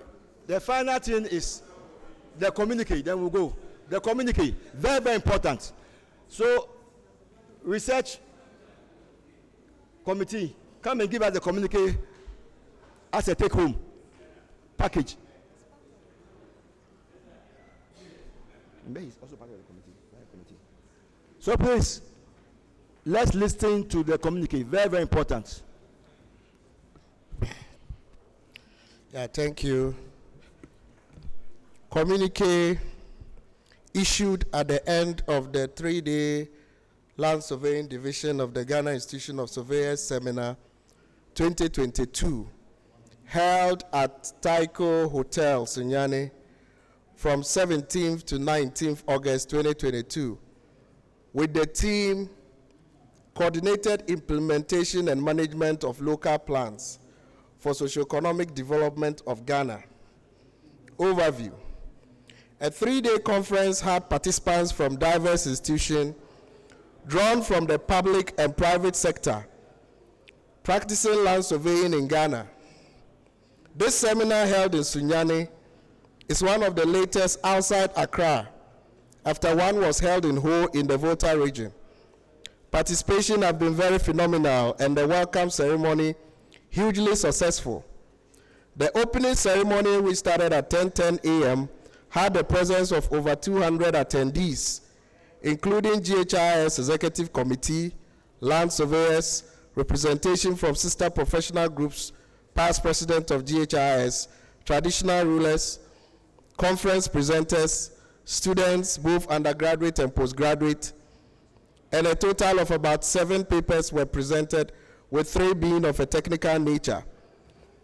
The welcome address was given by the chairman of the planning committee, Survey Harry Nate Enim, who extended a warm welcome to land surveyors and all invited guests. He mentioned his excitement to have this very first physical seminar after the COVID-19 pandemic and emphasized the essence of the conference being deepening the collaboration with physical planners to give Nananom, citizens of Ghana and investors an efficient land delivery service. He also mentioned that there was a need to improve upon the land delivery service. A statement by the chairman of the LSD, Surveyor Isaac Labi, also called for the coordinated effort from the two professional groupings, land surveyors and planners, for the coordinated effort and to halt the haphazard development. Surveyor Reverend Mrs. Rose Margaret Esubontin was glad to be chairing this year's LSD seminar in Sunyani and asked that reflections on the theme energize participants to fully appreciate all that is in stock for the two-day seminar or sessions for them to offer their best. The keynote speaker, Osajifo Osadioyo Ajimambedu II, Omahene of the Doma traditional area and president of the Buno House of Chiefs, reiterated the clarion call for land surveyors and planners to work together to accelerate the organized development pattern of this country. He said there couldn't have been a better time than now, and he pledged his entire support for this coordinated approach. Papers presented included multi-temporal analysis on urbanization and its impacts, spatial analysis of land disputes in Greater Kumasi, geospatial assessment of planning schemes using GIS and remote sensing techniques, and finally the role of the surveyor and planner in the preparation and implementation of local plans. These were the seminar inputs. The seminar called for a further discussion with the professional planners to come out with strategies that aims at addressing these challenges together. It was also suggested that key stakeholders go beyond these two professionals to comprise the community custodians of the land, assemblymen, land owners, utility companies, telcos, Ghana Highways authorities, among others. The seminar came out with the following challenges and the way forward or recommendation. Challenges: ownership regime, a ban on the planning process, preparations of the scheme using different technologies that compromises standards, not using qualified and competent surveyors in the scheme preparation. Mapping should precede development and not the reverse. Migration from manual to digital process calls for more diversified technical approach. Lack of collaboration among key actors in the planning scheme process. Inclusion of land surveyors on committees that work on these schemes. Method of gathering data and the type of data used to be well explained. Operations of quacks, not paying attention to the legal provisions covering these processes. Key actors should be part of future seminars and availability of these plans. Resolution and way forward. A more concerted effort should be sought in deepening the collaboration between planners and surveyors, paying attention to the legal regime and prescribed punishment on the quacks embarking on this planning scheme without the needed competence. 3, thinking outside the box and having synergies with private actors beyond the state to help in addressing the funding gap leading to the lack of these plans. Proper representation of land surveyors on planning boards or committees to effectively solve these bottlenecks. Licensed surveyors work with survey professionals, giving them more skills, and station officers to train them to do the right thing in the field. And finally, to ensure mapping is ahead of development. The Planning Committee and ESCO at LSD Seminar 2022 expresses gratitude to all members for making the program a huge success. Thank you very much. That's the communique for us.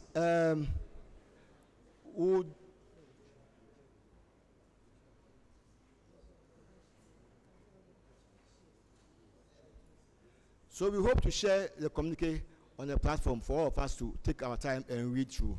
Okay. Now, tomorrow the bus will be arriving by 7, and by 8 we'll take off. So, who said too early? Oh no, so it's up to you to decide when you go. For the bus, will be here. If you want the bus to wait and take off 8 or 9 or 10, it's up to you. But the point is, we have agreed with them that they are to come here at 7 and we'll move at 8. So please, let's go by 8. Let's get back home as early as possible. We want to avoid traveling at night. So we'll have to talk to the hotel to get breakfast ready early, so people can enjoy breakfast before going. I think that will be in the right direction. On behalf of ESCO, I want to thank everybody for your patience. Please clap for yourselves. Please clap for yourselves.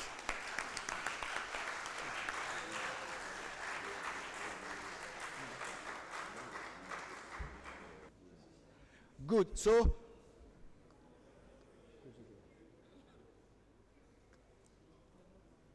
Surveyor Belebo, our Bishop of the Seven, please come and give a closing prayer. Then after that, we'll have the GHIS anthem. GHIS anthem.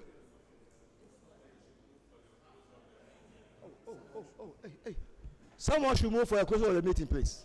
Surveyor Akwa.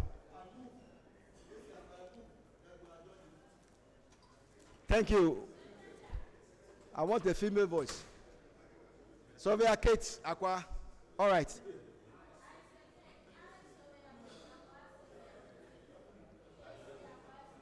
Thank you very much.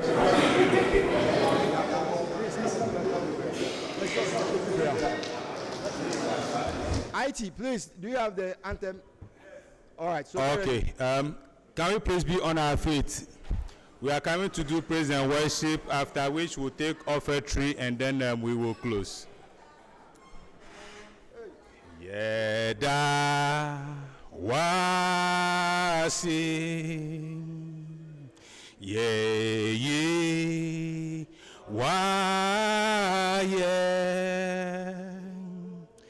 o nyamyo batampa yeda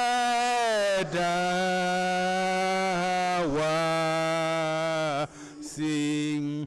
Father of a truth, we want to thank you and we want to bless your name. We call on you, Jehovah God Almighty, concerning this seminar. And all we want to say is that, Ebenezer, this is how far you have brought us. We thank you for the traveling mercies granted us to this place. We thank you for being with us throughout the days. And we thank you, Jehovah God, for bringing this seminar to a successful end. As we leave here, Jehovah God Almighty, for the cocktail and we depart back to our various destinations tomorrow, we commit every movement into your care, and we ask that you will assign your angels to go with us. Let them guide us, let them lead us, the various means by which we all get home. Jehovah, we live before you, and we pray that, Daddy, your mighty hand will rest and abide with us, that when we get home, oh Lord, we'll be careful to give you the praise. We ask, oh Lord, that the communique and the issues discussed, Lord, will not remain here, but I will put them into practice. Those whom we need favor for, Jehovah, for these things to be materialized, grant us that special favor that it will be done unto us. We thank you, Lord, and we bless you in Jesus' mighty name. Amen. Amen.